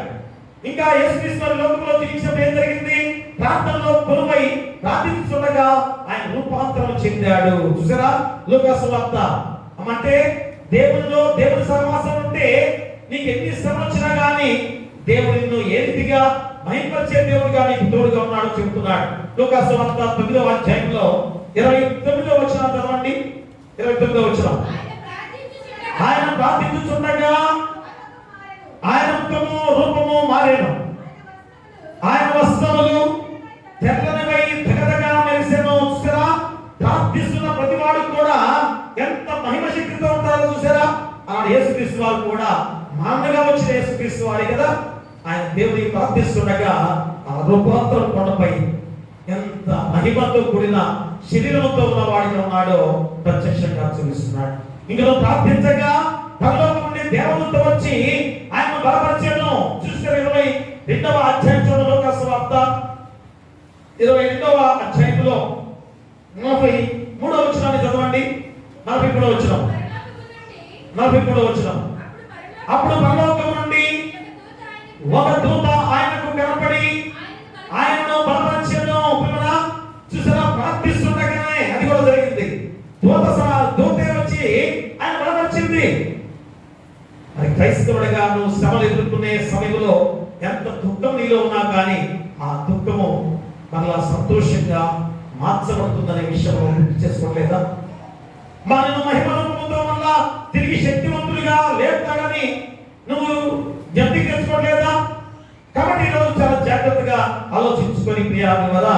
మరి పౌలు మాత్రము ఎంత బంధకాలలో ఉండి పిలిపి పట్ట క్రైస్తవులకు తాను శ్రమపడేందుకు సదా సంసిద్ధులని సాక్ష్యం ఇస్తున్న పౌలు జీవితాన్ని కూడా మనకు గుర్తు చేస్తున్నాడు. చూడండి, ఎంతమంది సాక్షి మనకి. మా ప్రత్యక్షంగా యేసుక్రీస్తు వారు సాక్షి, మా పేతురు యేసుక్రీస్తు వారి దగ్గర ఉన్న సాక్షి, యోహాను భక్తులు యేసుక్రీస్తు వారి దగ్గర ఉన్న సాక్షి, అపోస్తలుడైన పౌలు గొప్ప సాక్షి. ఎంతమంది శ్రమలు ఎదుర్కొన్నారు? అబ్రహాము శ్రమలు ఎదుర్కోలేదా? అబ్రహాముకి లేనివాడా? ఏమీ లేనివాడా? ఎంతో ఆస్తిమంతుడు, ఎంతో గొప్ప ఆస్తిమంతుడు. మా దేవాది దేవుడు వచ్చి, అబ్రహామా నేను చూపించే దేశానికి వెళ్ళు, నీ దేశంలో నీ ఊళ్ళో ఉన్న ప్రతిదాన్ని కూడా విడిచిపెట్టి వెళ్ళు అన్నాడు. అమ్మ ఎవరైనా వదిలిపెట్టి వెళ్తారా? అలాంటి అబ్రహాము ఎన్ని శ్రమలు ఎదుర్కొన్నాడు. మా ఇంకా ప్రతి ఒక్కరు కూడా ఇస్సాకు ఎన్ని శ్రమలు ఎదుర్కొన్నాడు, యాకోబు ఎన్ని శ్రమలు ఎదుర్కొన్నాడు, దానియేలు ఎన్ని శ్రమలు ఎదుర్కొన్నాడు. క్రైస్తవ జీవితం పొందుతున్న ప్రతి ఒక్కరు కూడా పాత్రల పాఠ్యభాగంలో వరుసగా చూపించుకుంటూ మనకు వస్తూ ఉన్నాడు. వాళ్ళు ఎంత క్రైస్తవ జీవితంలో ఎంత గొప్పవారైనా కానీ ఎన్నో శ్రమలు ఎదుర్కొన్నారు. ఈ కొంతమంది పాఠ్యభాగంలో వరుసగా వచ్చిన వారందరూ కూడా శ్రమలు ఎదుర్కొంటూ వచ్చిన వారే. ఎందుకంటే బాప్తిస్మ యోహాను కదా, ఇంకను మరి ఆ యొక్క మరియా తల్లి యేసుక్రీస్తు వారి యొక్క తండ్రిగా ఉన్న యోసేపు, వీరందరూ కూడా ఎంతగా క్రైస్తవ నిజమైన జీవితాలు జీవించిన వారందరూ కూడా ఇప్పుడు ప్రస్తుతం పరిశుద్ధులైన పేతురు, యోహాను భక్తుడు, అలాగనే అపోస్తలుడైన పౌలు కదా. అపోస్తలుడైన పౌలు క్రైస్తవ జీవితంలో అంతకుముందు ఎలాంటి వాడు? ఎంతో దచ్చా జీవితం, ఎంత గొప్ప జీవితం అపోస్తలుడైన పౌలుది. అతనికి ఎదురు చెప్పేవారు ఉన్నారా? మరి ఎప్పుడైతే క్రైస్తవుడిగా మారిపోయాడో, ఆ యొక్క దమస్కు మార్గంలో ఆ వెలుగును చూచాడో, అప్పుడు నుంచి ఎన్ని శ్రమలు ఎదుర్కొన్నాడు. అయినా కానీ ఎదురు తిరిగాడా? ఎప్పుడైనా ఎదురు తిరిగాడా? మౌనం వహించాడు. అది ఎందుకనగా ఇలాగనగా యేసుక్రీస్తు వారిని పోల్చుకున్నాడు. అయ్యా నేను పడే శ్రమ ఎంతది? నా దేవుడిగా వచ్చిన యేసుక్రీస్తు వారు ఎన్ని శ్రమ పడ్డాడు, కాబట్టి నేను ఇంకా ఓర్చుకుంటాను. సావైనా మేలే, బ్రతికినా నాకు మేలే అని చెప్పుకుంటూ జీవించిన అపోస్తలుడైన పౌలు. చూడండి, ఫిలిప్పీయులకు రాసిన పత్రిక 3వ అధ్యాయం చూడండి ఒకసారి. ఫిలిప్పీయులకు రాసిన పత్రిక 3వ అధ్యాయము 11వ వచనం చదవండి. 11వ వచనం. ఏ విధము చేతనైనను మృతులలో నుండి నాకు పునరుద్ధానము కలగవలెనని ఆయన మరణ విషయంలో సమానుభవం గలవాడినై ఆయనను ఆయన పునరుద్ధాన బలమును ఎరు నిమిత్తమును ఆయన శ్రమలలో పారివాడగలుగుట ఎట్టిదో ఎరు నిమిత్తమును సమస్తము నష్టపరుచుకొని వాటిని పెట్టతో సమానముగా ఎంచుకొనుచున్నాను. ఏ విధము చేతనైనను మృతుల్లో నుండి నాకు పునరుద్ధానము కలగవలెనని. ఈరోజు మనందరిలో మృతి చెందే వారమే కదా, మనందరూ మరణం పొందే వారమే. మరణం పొందకుండా బ్రతికే నలుగురు ఎవరు ఉన్నారా? ఎవరు లేము. కానీ తిరిగి గొప్ప జీవితం ఉంది, మళ్ళా పునరుద్ధాన బలం ఉంది. పునరుద్ధాన శక్తితో మళ్ళా తిరిగి లేస్తాం. అలాంటి పునరుద్ధానము నాకు కలగవలెనని ఈ లోకంలో ఉండే ప్రతిదాన్ని కూడా శరీరాశలు కానీ ఏదైనా కానీ గంటతో సమానంగా నేను ఎంచుకున్నానని ఎంత గొప్ప మాట అపోస్తలుడైన పౌలు ద్వారా చెప్పబడిన సందేశం. ప్రియ దేవుడా, ఈరోజు మనం కూడా ఆ పునరుద్ధాన బలం పొందుకోవడానికి ఈ లోకపు ఆశలని విసర్జించాలి. ఈ లోకంలో ఉన్న ప్రతిదాన్ని కూడా విసర్జించాలి. అదే పరిశుద్ధులైన పేతురు ద్వారా మనం చెప్పే ప్రతి మాట కూడా ఈరోజు నీకు తెలియజేస్తున్నాడు. కాబట్టి ఏమంటారు చూడండి, అక్కడ ఆ 14వ వచనం నుంచి మనుషులు నియమించు ప్రతి కట్టడకును ప్రభు నిమిత్తమై లోబడి ఉండుడి. రాజులందరికీ అధిపతి అనియు నాయకులు దుర్మార్గులకు ప్రతిదండన చేయుటకును సన్మానులకు పెంపు కలుగుటకును రాజు వలన పంపబడిన వారనియు వారికి లోబడి ఉండుడి. ఏలయనగా మీరు యుక్త ప్రవర్తన గల వారై అజ్ఞానుగా మాట్లాడు మూర్ఖుల నోరు మూయుట దేవుని చిత్తము. స్వతంత్రులై ఉండియు దుష్టత్వమును కప్పిపెట్టుటకు మీ స్వాతంత్ర్యమును వినియోగపరచక దేవునికి దాసులమని లోబడి ఉండుడి. అందరినీ సన్మానించుడి, సహోదరులను ప్రేమించుడి, దేవునికి భయపడుడి, రాజును సన్మానించుడి. అధికారులకు రాజులకి లోబడి ఉండుడి. ఏ అధికారులైనా ఏ నాయకులైనా లోబడి ఉండాలి. అది మా పార్టీది, మా పార్టీది, మీ పార్టీ అనే వాదాలు మనకు అక్కర్లేదు. అధికారులకు లోబడి ఉండాలి, రాజులకి సన్మానించాలి. కాబట్టి చాలా ప్రాముఖ్యంగా ఈరోజు యేసుక్రీస్తు వారు 40 రోజులు ప్రత్యక్షపరుచుకున్న ఈ గొప్ప రోజుల్లో ఈ మాటలన్నీ కూడా మనకు బోధిస్తున్నారు దేవాది. కాబట్టి మనందరం కూడా ఆ రీతిగా ఉండాల్సిన బాధ్యతను నీకు గుర్తు చేస్తున్నాను. ఎందుకంటే యేసుక్రీస్తు వారు అలా జీవించాడు. ఆయన జీవించిన రోజుల్లో అధికారంలో పడ్డాడు. ఆయన తలుచుకుంటే ఆ అధికారం ఒక లెక్క. కాబట్టి అలాంటి జీవితాలు నీవు నేను అందరూ కూడా పొందుకోవాలని ఖచ్చితంగా నీకు బోధిస్తున్న గొప్ప సత్యం ప్రియా దివ్యరా. కాబట్టి అలాంటి జీవితాన్ని జీవించేవాడిగా ఉంటున్నావా? కాబట్టి శ్రమతో కూడిన మనస్సు దేవుని ఉన్నట్లు చేయుట. కాబట్టి ఎన్ని శ్రమ వచ్చినా కానీ నువ్వు ఓర్చుకునేవాడిగా ఉన్నట్లయితే దేవుణ్ణి ఎరిగిన వాడివి. దేవుణ్ణి ఎరిగిన వాడివి. ఇక రెండోది, ఆ జయాన్ని ఎలాగ పొందుకోవాలంటే ఇప్పుడు దేవుని ఎరిగిన వాడివి కదా. ఎరిగిన వాడు ఎలా ఉండాలి? దేవుని శక్తితో నింపుకున్నవాడు కదా. అదే రెండవ ఉపవిషంతో నేను చెప్తున్నాను. ఏమని? శ్రమతో కూడిన మనస్సు దేవుని శక్తిని పొందేదిగా చేయుట. దేవుని ఎన్నట్లుగా చేస్తుంది మొదటిది. రెండోది, దేవుని శక్తిని పొందుకునే వాడిగా చేస్తుంది. అదే జయకరమైన జీవితంలో ప్రధానమైన మెట్లుగా దేవుడు చెబుతున్నాడు.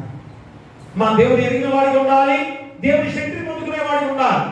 ముందుగా ఎరగాలి దేవుని, ఎరిగిన తర్వాత దేవుని శక్తిని పొందుకునే వాడిగా ఉండాలి. అదే రెండవ పాఠ్య భాగం ద్వారా చెబుతున్నాడు. యోహాను సువార్త 16వ అధ్యాయము 22వ వచనాన్ని మనం చదువుకుందాం. అటువలే మీరును ఇప్పుడు దుఃఖపడుచున్నారు కానీ మిమ్మల్ని మరలా చూచెదను, అప్పుడు మీ హృదయం సంతోషించును, మీ సంతోషమును ఎవరనో మీ యొద్ద నుండి తీసివేయడు. ఎంత గొప్ప మాటగా యేసుక్రీస్తు వారు మా ముందుగానే చెప్పబడిన మాటలు. యేసుక్రీస్తు వారికిను సిలువ వేయబడక ముందుగా చెప్పబడిన మాటలు ఇవి. ముందుగా చెప్పబడిన మాటలు ఏమన్నాడు అక్కడ? అటువలే మీరు ఇప్పుడు దుఃఖపడుచున్నారు కానీ మిమ్మల్ని మరలా చూచెదను, అప్పుడు మీ హృదయము సంతోషించును, మీ సంతోషమును ఎవరను మీ యొద్ద తీసివేయడు. అలాగే 16వ వచనంలో కూడా చెప్తాడు. ఏమని చెప్తారు చూడండి అక్కడ. కొంచెం కాలమైన తర్వాత మీరు నన్ను చూడరు, మరి కొంచెం కాలం నన్ను చూచిదని చెప్పాను. సరే, ఏమిటి మాట? అమ్మా, ఈ వచనంలో క్రీస్తు యొక్క రాబోయే శిలువ మరణం మరియు పునరుద్ధాన సంఘటనను సూచిస్తూ యేసు ఈ లోక నిష్ఠను సూచించే మాటగా ఉంది. కొంతకాలం చూస్తారు, కొంతకాలం చూడరు అనే మాట కదా. కొంతకాలం చూడరు, కొంతకాలం చూస్తారు. కొంచెం కాలం తర్వాత మీరు నన్ను చూడరు అంటే అర్థం ఏంటి? సిలువ వేయబడుతున్న విధానం. ఆ సిలువ వేయబడిన తర్వాత మనం చూడరు మీరు 3 రోజులు. తర్వాత ఏమంటాడు అక్కడ? మరి కొంచెం కాలం నన్ను చూచెదరు, అలా తిరిగి నేను లేస్తాను, ఇదిగో 40 రోజులు కూడా నన్ను చూస్తారు అన్న మాట స్ఫురించే విధంగా ఈరోజు ఈ వాక్యం ద్వారా గుర్తు చేస్తున్నాం. అంటే 2 అర్థాలుగా కూడా ఉన్నాయి. మా 2 అర్థాలు ఇంట్లో ఉన్నాయి. ఒకటేంటి? ఇదిగో నేను చనిపోయి కూడా విధాన తిరిగి లేస్తాను, 3 రోజులు చూడరు, 40 రోజులు మళ్ళా నన్ను చూస్తారు. కానీ ఇంకొక భావన కూడా ఉంది దాంట్లో. రెండవది, ఒకవేళ ఆయన తాను పరలోకానికి వెళ్ళిపోయే 2వ రాకడలో మళ్ళా తిరిగి వస్తాడు. ఇప్పుడు ప్రశ్న ఎక్కడికి వెళ్ళాడు? ఆరోహణమై పరలోకంలో ఉన్నాడు కదా. ఈ కొంచెం కాలం మీరు చూడరు, మళ్ళా తిరిగి 2వ రాకడగా రాబోతున్నాను, అప్పుడు మీరు మళ్ళా నన్ను చూడబోతున్నారు. 2 అర్థాలుగా చెప్పే గొప్ప మాట. దేవుని వాక్యము అంట, దేవుని మర్మము యేసుక్రీస్తు వారిలో ఉన్న ఆ భావము యోహాను తప్ప ఎవరు కూడా అర్థం చేసుకోలేకపోయారు. మా యోహాను యేసుక్రీస్తు వారి యొక్క జ్ఞానాన్ని అవకాశపెట్టాడు, జాగ్రత్తగా దాన్ని గ్రహించి 2 మర్మాంతాల్లో దాగి ఉన్నాయి. ఒకటేమో చనిపోయి తిరిగి మళ్ళా లేస్తాడు, రెండోదేమో ఇదిగో ఆరోహణమైపోయి తండ్రి దగ్గర కుడిపార్శ్వ కూర్చొని 2వ రాకడగా వస్తాడు. అది ఎక్కడ ఉంది? 10వ వచనంలో ముందుగానే చెప్పబడిన విధానం చూడండి. అక్కడ 10వ వచనంలో చదవండి. ఆ లోకం నా యందు విశ్వాసం ఉంచలేదు కనుక పాపం గురించి నేను తండ్రి యొద్దకు వెళ్ళడం వలన మీరు నన్ను చూడరు కనుక నీతిని గురించి ఈ లోకానికి తీర్పు పొంది ఉన్నవాడు కనుక తీర్పును గురించి ఒప్పగల చేయను. చూసారా? 16వ అధ్యాయంలోని 10వ వచనంలోనే మళ్ళా 2వ రాకడగా వచ్చే దేవాది దేవుని గురించి 10వ వచనంలో మనం చెబుతున్నాడు. ఏమని? లోకులు నా యందు విశ్వాసం ఉంచలేదు కనుక పాపం గురించి నేను తండ్రి యొద్దకు వెళ్ళడం వలన మీరు నన్ను చూడరు కనుక నీతిని గురించి ఈ లోకానికి తీర్పు పొంది ఉన్నవాడు కనుక తీర్పును గురించి ఒప్పుకొన చేయను. రెండవ రాకడగా వచ్చే విధానంలో ఈ విధంగా తీర్పు ఏ విధంగా తెలియజేసే దేవుడుగా ఉండబోతున్నాడు. ఎంత క్లియర్ గా ఒక్క వచనంలోనే రెండవ రాకడగా నేను మళ్ళా రాబోతున్నాననే సత్యాన్ని కూడా ముందుగానే చెప్పాడు. ముందుగానే చెప్పాడు. మరి ఈ మాటలు మనం గ్రహిస్తున్నామా? దేవుని వాక్యాన్ని రోజు ఇంతగా ఆలోచన చేస్తున్నామా? కాబట్టి దీనిని వ్యవహారం ఎంత చక్కగా ప్రతి విషయంలో కూడా మనకి జ్ఞానాన్ని తెలియజేస్తూ యేసుక్రీస్తు వారిలో ఉన్న ఆ గొప్ప జ్ఞానాన్ని మనం గుర్తు చేస్తున్నాం. అందుకని యేసుక్రీస్తు వారు చెబుతున్నాడేమని దుఃఖం మరియు సంతోషం గురించి మాట్లాడుతూ, ఎందుకనగా ఆ శిష్యులు బాధపడిపోతున్నారు. కనపడకుండా పోవటం ఏంటి? అయ్యో మాకు ఇప్పుడే ఎంత భయంగా ఉంది, మళ్ళా మీరు వెళ్ళిపోతే మా పరిస్థితి ఏంటి అన్న భావోద్రేకమైన హృదయాలతో, మా బాధాకరమైన జీవితాలతో జీవించే శిష్యులకి ఎంత చక్కటి స్వార్థమానాన్ని యేసుక్రీస్తు వారి ద్వారా అందిస్తున్నాడు. ఏమిటనగా సంతోషంగా మారుతుందని చెప్పడానికి చక్కటి మాట ఉపయోగించాడు. ఏమని 21వ వచనం చదవండి ఒకసారి. స్త్రీ ప్రసవించినప్పుడు ఆమె గడియ వచ్చాను కనుక ఆమె వేదన పడును. అయితే శిశువు పుట్టగానే లోకమందు నరులను పుట్టినను సంతోషం చేత ఆమె ఆ వేదన మరి జ్ఞాపకము చేసుకొనదు. ప్రియులారా, చూసారు పిల్లలు పుట్టడంతో తమ ప్రసవ వేదన మర్చిపోయి ఎలా సంతోషిస్తుందో, అదే విధంగా వారి దుఃఖముగా ఉన్న జీవితాన్ని సంతోషంగా మారుతుందని చక్కటి ఉదాహరణగా చెప్పిన దేవాది దేవుడు. అయ్యా, స్త్రీ ప్రసవించేటప్పుడు ఎంత వేదన! అమ్మా, నిప్పులు అందరికీ కూడా తల్లులుగా ఉన్న స్త్రీలందరికీ కూడా తెలుసు. స్త్రీ ప్రసవించేటప్పుడు ఎన్ని నిప్పులు! ఆ నిప్పులు రాకుండా ఇప్పుడు డాక్టర్స్ ఏదో ఇంజెక్షన్ చేసేసి మాకు కోసేసి తెస్తారు కదా. ఒకప్పుడు 16 మంది 10 మంది 15 మంది పిల్లలు కనేవారు. ఎంత భయంకరమైన నిప్పులో ఖచ్చితంగా మా వృద్ధాప్యం ఉన్న స్త్రీలందరికీ కూడా తెలుసు. అయినా కానీ ఆ నొప్పులు సహిస్తూ మా బిడ్డని కలిగిన తర్వాత ఆ నొప్పి వెళ్ళిపోయిందో, ఆ బాధ వెళ్ళిపోయిందో, ఆ బిడ్డను చూసి ఎంత సంతోషిస్తుందో, ఈ రోజు మనము కూడా మా యేసుక్రీస్తు వారు పరలోకంలో వెళ్ళిన తర్వాత భూమిపై ఉన్న మనందరం కూడా అలాంటి దుఃఖంతోనే జీవించే వారిగా ఉన్నాం. అలాంటి శ్రమంతోనే జీవించే వారిగా ఉన్నాం. కాబట్టి అలాంటి శ్రమంలో నువ్వు దుఃఖము ఓర్చుకోవాలి. మనం ఎంత దుఃఖం వచ్చినా కానీ ఓర్చుకోవాలి.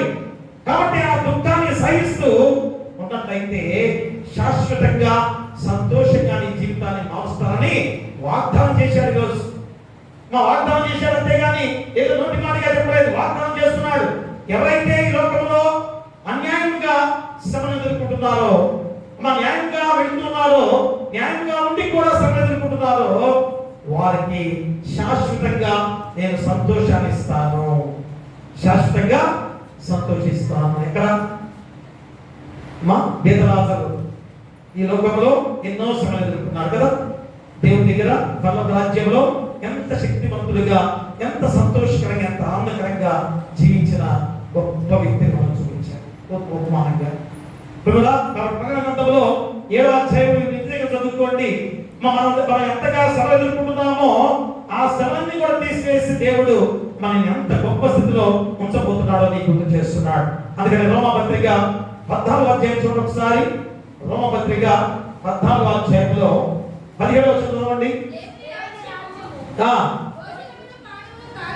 భోజనమును పానమును కాదు కానీ నీతియు సమాధానమును పరిశుద్ధాత్మ యందలి ఆనందమై ఉన్నది. మనం ఏమనుకుంటాం, అయ్యో ఆహారం సమృద్ధిగా ఉంటే చాలులే, రోజు తినడానికి ఉంటే చాలులే, అదే ఆనందం అనుకుంటున్నారు కదా. అని కాదు, అది దేవుడే ఇస్తాడు. అందుకని పరలోక రాజ్యంలో ఆకలి తప్పిక లేవు. ఆకలి తప్పిక లేదని గుర్తు చేస్తున్నాడు. ఆ ప్రకటనలో 7వ అధ్యాయంలో ఇంటిగా చదువుకోండి. పరలోక రాజ్యంలో ఆకలి తప్పిక లేవు. ఏమన్నా సంతోషంగా జీవించే విధానమే అదే నీకు గుర్తు చేస్తున్నాడు. ఏమని?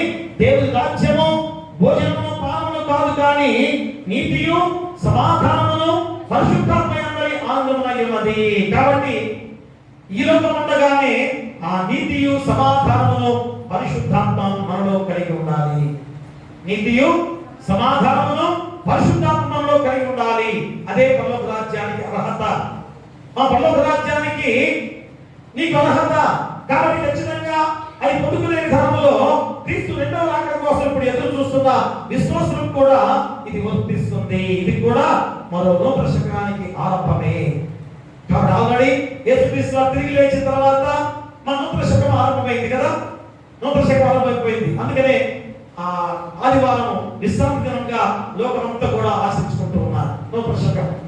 రేపు రెండవ రాకడగా వచ్చేది కూడా మరొక నూతన శకంగా రాబోతుంది. ఎందుకంటే ఇక పాపులు లేరు, మా పరిశుద్ధులే ఆయన రాజ్యంలో ఉండబోతున్నారు, పరిశుద్ధులే ఆయన రాజ్యంలో ఉండబోతున్నారు. కాబట్టి రోమపత్రికలో 8వ అధ్యాయం చూడండి ఒకసారి.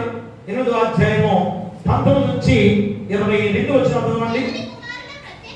దేవుని కుమారుల ప్రత్యక్షత కొరకు సృష్టి మిగిలిన ఆశతో తేరి చూచుచు కనిపెట్టుచున్నది. ఏలైనగా సృష్టి నాశనములోనైన దాస్యములో నుండి విడిపింపబడి దేవుని పిల్లలు పొందబోవు మహిమగల స్వాతంత్ర్యము పొందుతులను నిరీక్షణ కలదై స్వేచ్ఛగా కాక దానిలో వచ్చిన దాని మూలముగా వ్యర్థపరచబడెను. సృష్టి యావత్తు ఇది వరకు ఏకగ్రీవముగా మూలుగుచు ప్రసవ వేదపడుతున్నదని ఎరుగుదము. ప్రిమరా, దేవుని కుమారుల ప్రత్యక్షత కొరకు సృష్టి మిగిలిన ఆశతో తేరి చూచుచు కనిపెట్టుచున్నది. ఏదైనా సృష్టి నాశనంలోనైన దాస్యంలో నుంచి విడిపింపబడి ఈరోజు అందరూ కూడా ఆ దాస్యం నుంచి విడిపించబడ్డాం, దాస్యం నుంచి విడిపించబడ్డాము ప్రియ తిన్నారా. కాబట్టి మనందరం కూడా ఎలా ఉండాలి? దేవుని పిల్లలు పొందబోవు మహిమగల స్వాతంత్ర్యం పొందుతాను నిరీక్షణగా స్వేచ్ఛగా కాక దాని లోపరిచిన వాని మూలముగా వ్యర్థపరచబడేది. సృష్టి యావత్తు ఇది వరకు ఏకగ్రీవంగా మూలుగుచు ప్రసవేదపడుచున్నదని ఎరుగుతాము. అంతకుముందు అందరం కూడా ఎలా ఉన్నా మా ప్రసవేదపడుచు మూలుగుచున్న విధానాలుగా పరిచయించాలన్నా. కాబట్టి ఆ సమయంలో విశ్వాసులు కలిగే ఆనందంతో పోల్చుకుంటే ప్రభు పరలోకంలో ఉండగా మనం ఈ భూమిపై గడిపిన సమయము దుఃఖపూరితంగా అనిపిస్తుంది. కాబట్టి ఈరోజు నువ్వు శ్రమలు ఎదుర్కొంటున్నావు. అందుకని ఈ వాక్య భాగం మనకు తెలియజేస్తున్నాడు.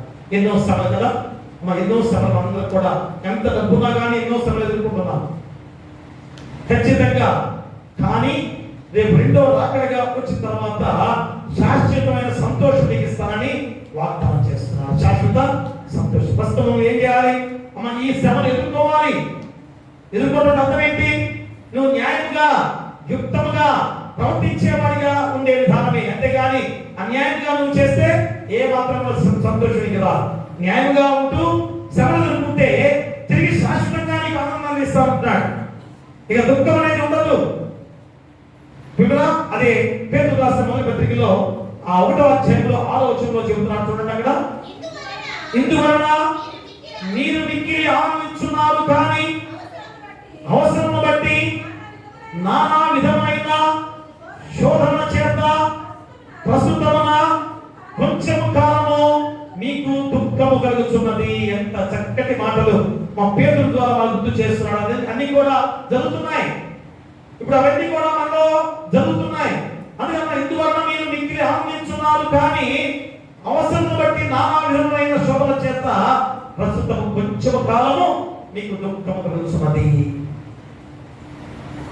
ఏదో ఏం అవసరమో దాని చేత మనం కొద్దిగా దుఃఖపడుతున్నామేమో, కానీ ఆ దుఃఖం కూడా తీసివేసుకుంటే నాకేమొద్దు, ఈ లోక సంబంధమైనవి ఆశ నాకొద్దు, ఈ లోకాశ నాకొద్దని దేవుడు ఏదిస్తే అదే సంతృప్తిగా జీవిస్తానని అనుకుంటే ఇక్కడ కూడా దుఃఖం నీకు లేదు, ఇక్కడ కూడా దుఃఖం లేదు. కానీ లోకాశలంతో అది చేయాలి, ఇది చేయాలి, సంపాదించాలని ఎప్పుడైతే ఆడపడుతున్నావో అప్పుడు నీకు దుఃఖం వస్తుందని తను కూడా నీకు గుర్తు చేస్తున్నాడు.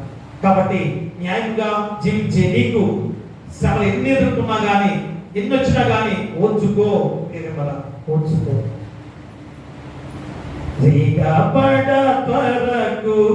ఓర్చుకో ఓర్చుకో చెందకు ఓర్చుకో ఓర్చుకో పడకు ఓర్చుకో ఓర్చుకో ఓర్చుకో ఓర్చుకో 531 రేఖ పడకు ఓచుకో ఓచుకో గోపిగోడు చెందును ఓచుకో ఓచుకో పడకు ఓచుకో గోపిగోడు చెందును ఓచుకో నీ కన్యాయమైనను కన్నులెత్తా చేయకు నీ కన్యాయమైనను కన్నులెత్తా చేయకు శాంతమందు ఎప్పుడు ఓచుకో శాంతమందు ఎప్పుడు ఓచుకో పడకు ఓచుకో ఓచుకో గోపిగోడు చెందను ఓచుకో ఓచుకో నీ దిక్కినా ఓచుకో మేలు చెయ్య కీడుకు ఓచుకో ఎవడే నీ దిక్కినా ఓచుకో ఓచుకో మేలు చెయ్య కీడుకు ఓచుకో లోకమందు సుఖము కొంతసేపు ఉండును లోకమందు సుఖము కొంతసేపు ఉండును లోకమేలా చేతు ఓచుకో లోకమేలా చేతు ఓచుకో నీవు కీడు నందగా ఓచుకో ఓచుకో ప్రతి కీడు చేయకు ఓచుకో ఓచుకో నీవు కీడు నందగా ఓచుకో ప్రతి కీడు చేయకు ఓచుకో ఓచుకో నీయుండుము అంత సరియగును ఓచుకో నీయుండుము అంత సరియగును నీకు జయముండును ఓచుకో నీకు జయముండును ఓచుకో తెగ త్వరపడకు ఓచుకో గోపిగోడు చెందును ఓచుకో నీ కన్యాయమైనను కన్నులెర్రా చేయకు నీ కన్యాయమైనను కన్నులెర్రా చేయకు శాంతమందు ఎప్పుడు ఓచుకో శాంతమందు ఎప్పుడు ఓచుకో ప్రియా దేవుడా గోపిగోడు చెందకు నీకు అన్యాయమైన గాని కన్నులెర్ర చేయకు శాంతమందు ఎప్పుడు కూడా ఓచుకో ఎవరైనా తిట్టినా ఓచుకో నేను చేయ కీడుకు ఓచుకో మా కీడుకు నువ్వు ఏం చేయాలి కీడుకు ప్రతి కీడు చేయవద్దు ఏం చేయాలి కీడుకు మేలు చేసేవాడిగా ఉండాలి తర్వాత వచనంలో లోకమందు సుఖము కొంతసేపే ఉండును కోపం చేస్తావు ఎందుకు నీ కోపడుతున్నావు ఓచుకో నువ్వు కీడు అందగా ఓచుకో ప్రతి కీడు చేయకు అని గుర్తు చేస్తున్నాను ఓచుకొని ఎండము అంతా సరియగును నీకు జయముండును అదే ఈరోజు చెబుతున్నాడు జయముండును ప్రియములా చూసారా ఎలాంటి జయము పొందుకున్న జీవితాలు ఈరోజు నీలో ఉన్నాయో ఒకసారి గమనించండి శ్రమతో కూడిన మనస్సు జయాన్నిస్తుంది ఆ జయకరమైన జీవితమే మన క్రైస్తవ జీవితం మరి ఈరోజు క్రైస్తవ జీవితము జయకర జీవితంగా ఉంది కాబట్టి జయకరంగా నీ జీవితం ఉంది కనుక నువ్వు ఎలా ఉండాలి ఓర్చుకోవాలి శాంతబుద్ధిగా జీవించాలి ఏ విధమైన కక్షకు ప్రతి కక్ష నువ్వు చేయకూడదు కీడుకు ప్రతి కీడు చేయకూడదు అదే యేసుక్రీస్తు 40 రోజులు కూడా ఈ లోకంలో ఉండి మనందరికీ బోధించిన గొప్ప సాక్ష్యం ఎందుకంటే గొప్ప సాక్షి కదా గాయా చూపించాడు ఇదిగో నేను 3 దినాలు లేచానయ్యా ఇదిగో పునరుత్థానంగా లేచాను కనుక ఆ పునరుత్థాన బలం నీకు నాకు అందరూ కూడా ఇచ్చారు మరి మీరు కూడా అలాగే జీవించండి జీవించే వారిగా ఉండబోతున్నాము అలా జీవించాలంటే మొట్టమొదటి ఏం చేయాలి జీవిత జీవితాన్ని జీవించాలంటే ఏం చేయాలి చెప్పండి మొట్టమొదటి ఏమేమి ఉండాలి దేవుని ఎరిగిన వారికి ఉండాలి రెండవది దేవుని శక్తిని పొందుకున్న వారికి ఉండాలి చెప్పండి జైకర జీవితంగా ఉండాలంటే ఏం చేయాలి దేవుని ఎరిగిన వారికి ఉండాలి రెండవది దేవుని శక్తిని పొందుకునే వారిగా ఉన్నావా? మా దేవుని ఎదిగిన వారిగా లేవా? ఫస్ట్ మొట్టమొదటి అదే కదా. దేవుని ఇంకను ఎరగని వారిగా జీవిస్తున్నావా అంటే అర్థం ఏంటి? నువ్వు చేసే ప్రతి విధమైన దుశ్చర్య, దుర్మార్గపు క్రియలు, చెడు క్రియలు దేవుని ఎరగని వారిగా చేసేవి. కాబట్టి దేవుని ఎరిగిన వాడమైతే అమ్మ ఏ తప్పు చేయవు. ఎన్ని అన్యాయాలు అమ్మ నీ మీద అన్యాయపు నిందలు మోపినా కానీ, ఎలాంటి అమ్మ శ్రమ నీకు వచ్చినా కానీ న్యాయాన్ని తప్పకుండా న్యాయ మార్గంలో వచ్చే నీ జీవితము జయకరమైన జీవితం. రెండోది, శక్తిని పొందుకున్న వాడైతే ఇక నీకేమి ఆపద అమ్మ. ఎన్ని శ్రమలు వచ్చినా కానీ నీకే ఆపద ఉండదు. అపోస్తలుడు పౌలు జీవితం అదే, పరిశుద్ధుడైన పేతురు జీవితం అదే. వీరందరి శిష్యుల యొక్క జీవితాలు హతసాక్షులుగా మారిన జీవితాలు అందరికీ కూడా అవి. ఈరోజు మరి ఇంత కాలము మా క్రైస్తవులుగా జీవిస్తున్న మనము ఎలాంటి సాక్షులుగా ఉన్నాం?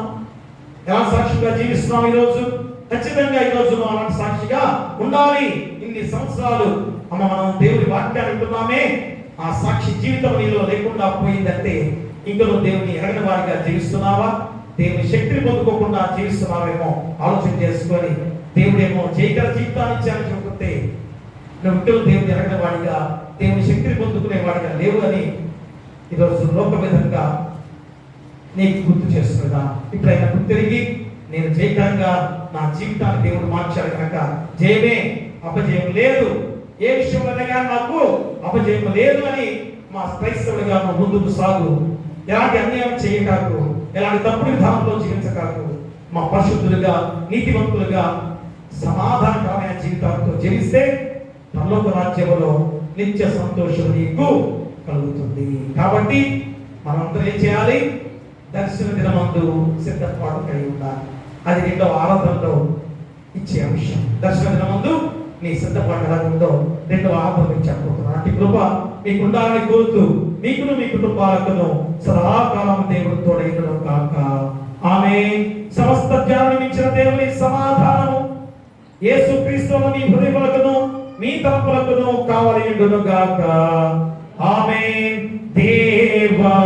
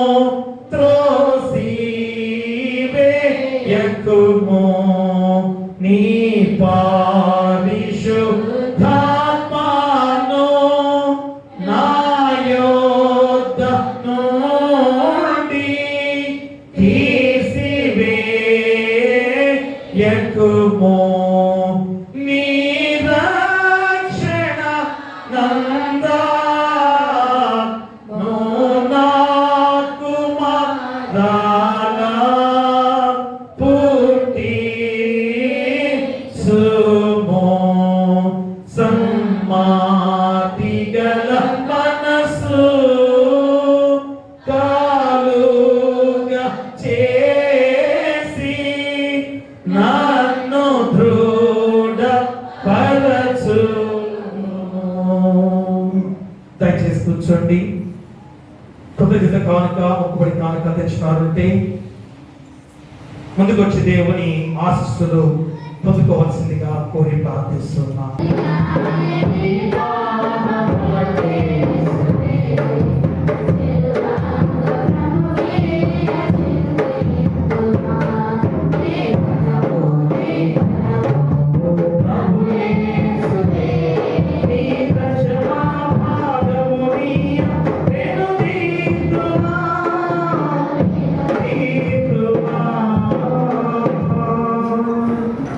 నీకిచ్చు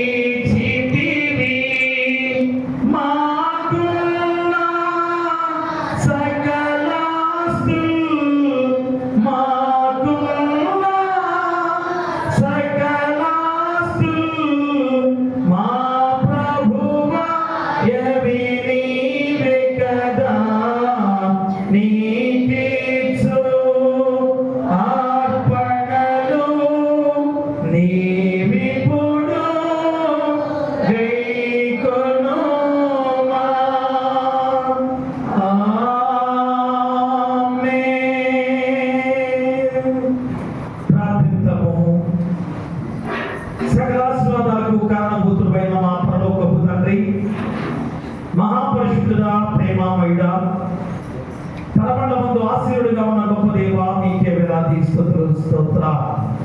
గడిచిన విశ్రాంతి దినం నుంచి ఈ విశ్రాంతి దినం వరకు మమ్మల్ని కాచి కాపాడి మీ రెక్క నీళ్ళు భద్రపరిచినందుకు కూడా మీకే వేలాది స్తుతులు స్తోత్రాలు. అయ్యా మనకు గొప్ప సమయముగా ఈస్టర్ తర్వాతి 3వ ఆదివారములో మీ దివ్యమైన లేఖన భాగాల ద్వారా చక్కటి అంశంతో వాక్యాన్ని మాకు గుర్తు చేసి ఉన్నారు, మా హృదయంలో నింప చేసి ఉన్నారు. ఎందుకనగా మరి ఇదిగో తండ్రి, శ్రమతో కూడిన మనస్సు జయముతో ఉండుట అనే అంశాన్ని గుర్తు చేసి ఉన్నారు. అయ్యా ఖచ్చితంగా మరి శ్రమతో జయము ఈ రోజు మా జీవితాలు ఎంత జయకరంగా అయ్యా ఉన్నాయి అనే విధానంలో అయ్యా మీరు శ్రమలు ఎదుర్కొని ఆ జయాన్ని మీరు మాకు అందించిన దేవాది దేవుడు. కాబట్టి ఈ రోజు ఈ లోకములో ఎన్నో శ్రమలు మాకు వస్తున్నాయి. కాబట్టి ఆ శ్రమలు ఎదుర్కొని జయకరమైన జీవితాలు మాకు ఉండాలి. అది ఎలాగనగా న్యాయముగా, నీతిమంతులుగా, పరిశుద్ధులుగా జీవిస్తూ వాటిని ఎదుర్కొనే వారిగా ఉండాలని గుర్తు చేసిన గొప్ప సందర్భం.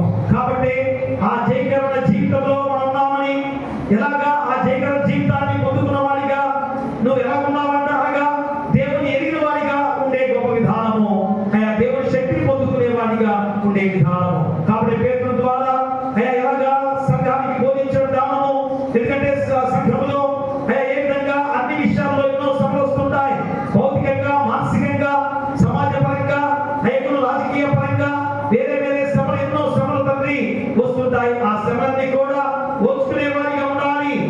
కాబట్టి అయ్యా మీరు అధికారులకి మరి ఏ విధంగా యజమానులకి లోబడి ఉండండి అని చెప్పబడిన గొప్ప మాటలు తండ్రి. కాబట్టి మీ శరీరాశను సృష్టించండి, దేవునికి సాక్షులుగా జీవించండి అని పేతురు ద్వారా బోధించిన సత్యం. అలాగే స్వయంగా యేసుక్రీస్తు వారిగా అయ్యా మీరు శిష్యులు ఈ రోజు హృదయాలు ఎంతో బాధతో ఉన్నాయి, ఇదే యేసుక్రీస్తు వారు కాపడకుండా పోతానని అంటున్నాడేంటి అని మానసికంగా హృదయము ఎంతో వేదంతో ఉన్న వారి హృదయాలను అయ్యా బలపరిచిన దేవాది దేవుడు. కాబట్టి నేను మళ్ళా రెండవ రాకడగా వచ్చేంత వరకు కూడా ఈ లోకంలో మీరు ఎన్నో శ్రమలు ఎదుర్కోవాలి. ఆ శ్రమలు సహిస్తూ వచ్చున్నట్లయితే అయ్యా శాశ్వతమైన సంతోషాన్ని నేను ఇస్తాను. కాబట్టి ప్రస్తుతం దుఃఖంతో ఉన్న మీరు అలా తిరిగి ఆనందిస్తారు, చాలా సంతోషిస్తారు. అది ఎలాగనగా శాశ్వత ఆనందము, సంతోషం. కాబట్టి ఈరోజు మేము ఇంత గొప్ప సత్యాన్ని తెలుసుకున్న మేమందరం కూడా ఆ వాక్యానుసారంగా జీవించే బాధ్యత పిల్లలు దయచేయండి. ఉన్న వాక్యాన్ని ఫలింపు చేయండి. ఆ వాక్యాన్ని వెలుగుగా చేసుకున్న వెలుగుల గృహాల్లో ఆపాదించుకునే బాధ్యత పిల్లలు దయచేయండి. వచ్చిన వారు బట్టి, రాని వారు బట్టి, తాపి ఉన్నవారు, నడివేస్తూ ఉన్నవారు, ఎవరి ప్రదేశం ఉన్నవారు, చిన్నబిడ్డలు, కృష్ణోకులు, అనాథలు, అభాగ్యులు, గర్భిణీలు సుఖసం దయచేయండి. బాధితులు తల్లిదండ్రుల విషయంగా ఉంచండి. పిల్లలు లేని వారి పిల్లలు దయచేయండి. వివాహాలు కాని వారి వివాహాలు చేయండి. గృహాలు లేని వారి గృహాలు ఇవ్వండి. ఉద్యోగాలను ఉద్యోగాలు దయచేయండి. విధానంలో పక్కన వ్యాఖ్యం చేస్తూ మీ కృపను వారికి అనుగ్రహింప చేయండి. ఇంకను తగినైనా ఈ సమయంలో పాడి పశువుల పక్షాలను దీవించండి. ఇంకను పశువులు కావాలి, గొర్రె కావాలని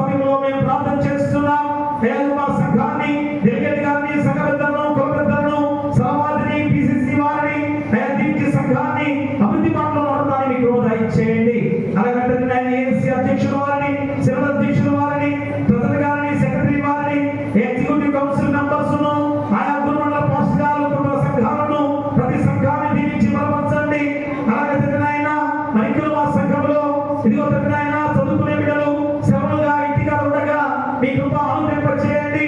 అయ్యా శ్రమలో కూడా వరకు ఉండకుండా అయ్యా చదువుకునే మా బిడ్డలుగా ఉంచండి. అయ్యా ఎందుకనగా వారు ఈ శ్రమ దినాలుగా ఉన్నాయని వేరే వేరే ప్రాంతాల్లో వెళ్తున్నారు. ఎన్ని ప్రమాదాలు జరుగుతున్నాయి. అయ్యా మీ కృప ద్వారా ఆ బిడ్డలు అది అలా కాకుండా ఇంటి దగ్గరే ఉంటూ చక్కగా ఏదో ఒక విధానంలో చదువుకునే బిడ్డలుగా బలపరచండి. ఇంకోనైనా హాస్టల్లో బిడ్డలు ఇక్కడ వేరే వేరే ఎగ్జామ్స్ రాస్తున్న బిడ్డలని మీ కృప దయచేసి బాగా ఎగ్జామ్స్ రాసి విజయంతో ముందుకు సాగే బాధ్యత దయచేయండి. అలాగే నాయన ఈ సమయంలో మేము ప్రార్థిస్తున్నాం. అయ్యా తొమ్మిది బిడ్డలు కొద్దిపాటి తేజ యవనస్తుడు మీ చెంతకు చేర్చబడిన యవనస్తుడిగా ఉండగా ఎంతో దుఃఖిస్తున్న కుటుంబంగా ఉన్నారు నాయన. వారిని బలపరచండి, ధైర్యపరచండి, ఆదరించి ఓదార్చమని వారి కుటుంబాన్ని ఆదరణ దయచేయమని వేడుక ప్రార్థన చేస్తున్నాం. అలాగే సమర్పించిన కాములు బట్టి కొద్ది కాములు బట్టి మొక్కుబడి కాములు బట్టి దశ భాగాలు పునఃప్రారంభించిన వారి బట్టి అలాగే గుప్పిడి బియ్యాన్ని తీసుకొచ్చిన వారి బట్టి వారి కుటుంబాలను ఉపవంతులుగా అరవంతులుగా నూతనగా చేయమని వేడుక ప్రార్థన చేస్తున్నాం. అలాగే నూతన దేవాలయ విషయంలో అయ్యా ఒక అవగాహనకి రావాలి. ఎందుకంటే మళ్ళా నేను ప్రార్థిస్తున్నాను. అయ్యా ప్రార్థన ఆలకించే బిడ్డలుగా ఉండాలి. ఎందుకంటే దేవుడు ఆలకిస్తున్నాడు. అయ్యా ప్రసంగం కూడా ఆలకించే వారికి ఉండాలి. ఎందుకంటే దేవుని పనికి ఏర్పాటు చేసిన ఏ వస్తువు పాడైపోకుండా చూడాలి. కాబట్టి దేవుని ఆలయ నిర్మాణ విషయంలో చక్కటి అవగాహనతో ముందుకు సాగడానికి మీ కృప ఆశీస్సులు బిడ్డలపై దయచేయండి. అలాగే నాయన ఎన్నో కార్యక్రమాలు ఈ నెలలో జరగబోతుండగా మీరే తోడుగా నడిపించండి. వివాహానికి సిద్ధపడుతున్న బిడ్డల విషయంలో కూడా మీ కృప అనుగ్రహింప చేయండి. మా సంఘంలో ఎలాంటి శోభ లేకుండా శాంతి సమాధానంతో ఐకమత్యంతో సంఘం మొత్తం కూడా అయా మీ కృపలో మీ బిడ్డలుగా ముందుకు సాగే బాధ్యత దయచేయమని అయా మా సంఘం చుట్టూ గ్రామం చుట్టూ కూడా మీ దేవదూతల గచ్చిగా ఉంచమని నీ కుమారుడు మా ప్రభువైన యేసుక్రీస్తు ద్వారా వేడుకొంచున్నాము తండ్రి. ఆమేన్. పరలోకమందున మా తండ్రి, నీ నామం పరిశుద్ధపరచబడును గాక, నీ రాజ్యం వచ్చును గాక, నీ చిత్తం పరలోకమందు నెరవేర్చును భూమి మీద నెరవేరును గాక. మనకు ఆహారం నేడు మాకు దయచేయము. ఆయన అపరాధములు చేసిన వారిని క్షమించిన ప్రకారము అపరాధములను క్షమించుము. శోధన దుష్టులను పంపించుము. రాజ్యమును శక్తియు మహిమయు నిరంతరము నీపై ఉన్నవి. ఆమేన్. దయచేసి కూర్చోండి. అలాగే గమనించండి, ఈ నెలలో చాలా కార్యక్రమాలు ఉన్నాయి. మరి మొట్టమొదటి కార్యక్రమంగా కోటాలు మన ప్రతి నెల కూడా మే నెలలో మరి ఉద్యోగ మహాసభలు జరుగుతుంటాయి. ఆ ఉద్యోగ మహాసభలు 18, 19, 20 18, 19, 20 ఆదివారం సాయంత్రం. మా ఇంకొక ప్రోగ్రాం కూడా 10వ తారీఖు ఉంది. 10వ తారీఖున ఇంకో ప్రోగ్రాం ఉంది. ఏంటనగా స్త్రీల ఆదివారం. దాన్నే తల్లుల ఆరాధన కూడా అనొచ్చు అంటున్నారు. తల్లుల ఆరాధన అదే స్త్రీల ఆదివారం, ఉమెన్స్ సండే. ఉమెన్స్ సండే ఆ రోజే ఒక ఆరాధన జరుగుతుంది. సమయం నేను అనౌన్స్మెంట్ చేస్తాను. అంటే మరి టైం ఎండకి పెట్టం, ఒకే ఆరాధన జరుగుతుంది. దయచేసి ఆ రోజు స్త్రీలందరూ కూడా ఆరాధనలో వారే మొత్తం ఉంటారు. ఇక సంఘటనలు కానీ మేము కానీ ఏం చేయం, తిరిగి కానీ మేమేం చేయం. మొత్తం స్త్రీలే ఆ రోజు అంతా కూడా ఆదివారం ప్రోగ్రాంలో వచ్చేస్తారు. నేను దీనిని మాత్రం ఇస్తాను. దయచేసి ఆరాధనకి కానీ వాక్యం చదవటానికి కానీ వాక్యం చెప్పేవాళ్ళు మనకి పై నుంచి వస్తారు. కాబట్టి మిగతావన్నీ కూడా మీరు చేయాలి. కాబట్టి ఎవరెవరు ఇంట్రెస్ట్గా ఉన్నవారు ఈ రోజే ఇప్పుడే పేర్లు ఇవ్వాలి. ఎందుకంటే పేపర్ మీద వాటిని ముద్రించాలి కనుక దయచేసి ఈ రోజే పేర్లు ఇవ్వండి. తర్వాత అయ్యో మా పేరు రాయలేదు అనుకోవద్దు. దయచేసి మీరు పేరు ఇకపోతే మాకెలా తెలుస్తుంది? మా దయచేసి పేర్లు ఇవ్వండి. ఎందుకంటే ఆ పేర్లు ఇస్తే ఇక నమ్మకంగా మీరు ఏది కావాలని కోరుకుంటారో అదే ఇస్తాం. మేమైతే మా ఇష్టం ప్రకారం ఇస్తాం.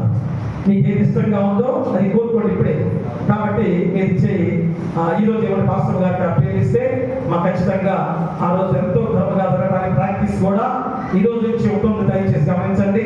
ఈ రోజు నుంచి ప్రాక్టీస్ ఉంటాయి. కొన్ని పాటలు, ఆరాధన కార్యక్రమం ఎలా జరగాలో ఇవన్నీ కూడా ప్రాక్టీస్ ద్వారా నడిపిస్తాం. కాబట్టి దయచేసి 18వ తారీఖున ఉదయం ఆరాధన ఒకటే జరుగుతుంది.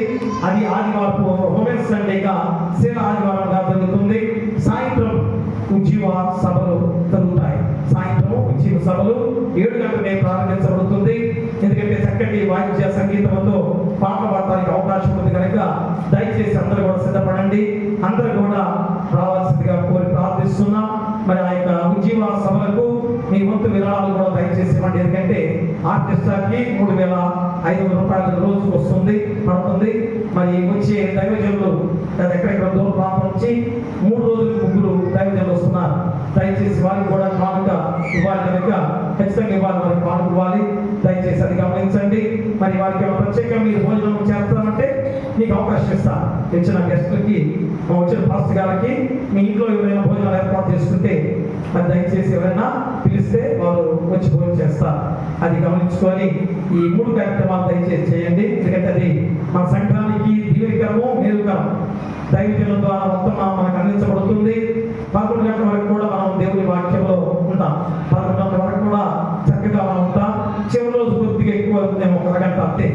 కాబట్టి గమనించుకొని అందరూ కూడా సిద్ధపడి రావాల్సిందిగా కోరి ప్రార్థిస్తున్నాం. 18, 19, 20 ఈ 3 రోజులు ఉజ్జీవ సభలు జరుగుతున్నాయి. దూర ప్రాంతం నుంచి మనకి దైవజనులు వస్తున్నారు. దయచేసి ప్రాఫిట్స్ కూడా నేను గుర్తిస్తాను. ఎవరైనా తెలుసుకుంటే ఇవ్వండి, వాటికి కూడా కనుక గమనించుకోవాల్సిందిగా కోరి ప్రార్థిస్తున్నాం. అలాగనే పలహారం తీసుకొచ్చిన వారు బోరుగడ్డ రోజారమ్మ జ్ఞాపకార్థం వారి యొక్క కుటుంబ సభ్యులు బోరుగడ్డ బాబు గారు, ఉషారాణి గారు, బోరుగడ్డ చాలబాబు గారు, రమకుమారి గారు, వారి యొక్క తల్లిగా బోరుగడ్డ రోజారమ్మ గారి యొక్క జ్ఞాపకార్థంగా మరి వారి 2 కుటుంబాలు బోరుగడ్డ బాబు గారు, ఉషారాణి గారు, బోరుగడ్డ చాలబాబు గారు, రమకుమారి గారు పలహారం తీసుకొచ్చున్నారు. వారి కుటుంబాన్ని దేవుడు దీవించుగాక. ఆమేన్. దీవెనతో సెలవిమ్ము కర్తా, మాకు నీ దీవెనతో సెలవిమ్ము కర్తా. దీవించి క్షేమపు దీవులను దయచేసి జీవ పోషణ వార్త భావమున సమకూర్చి దీవెనతో సెలవిమ్ము కర్తా, మాకు నీ దీవెనతో సెలవిమ్ము కర్తా. ప్రభు నిన్ను ఆశీర్వదించును కాపాడుగాక. ప్రభు నీ మీద తన సన్నిధిని ప్రకాశింపజేసి నిన్ను కరుణించుగాక. ప్రభు నీ మీద తన సన్నిధిగా ఉదింపచేసి నీకు సమాధానము కలుగు చేయును గాక.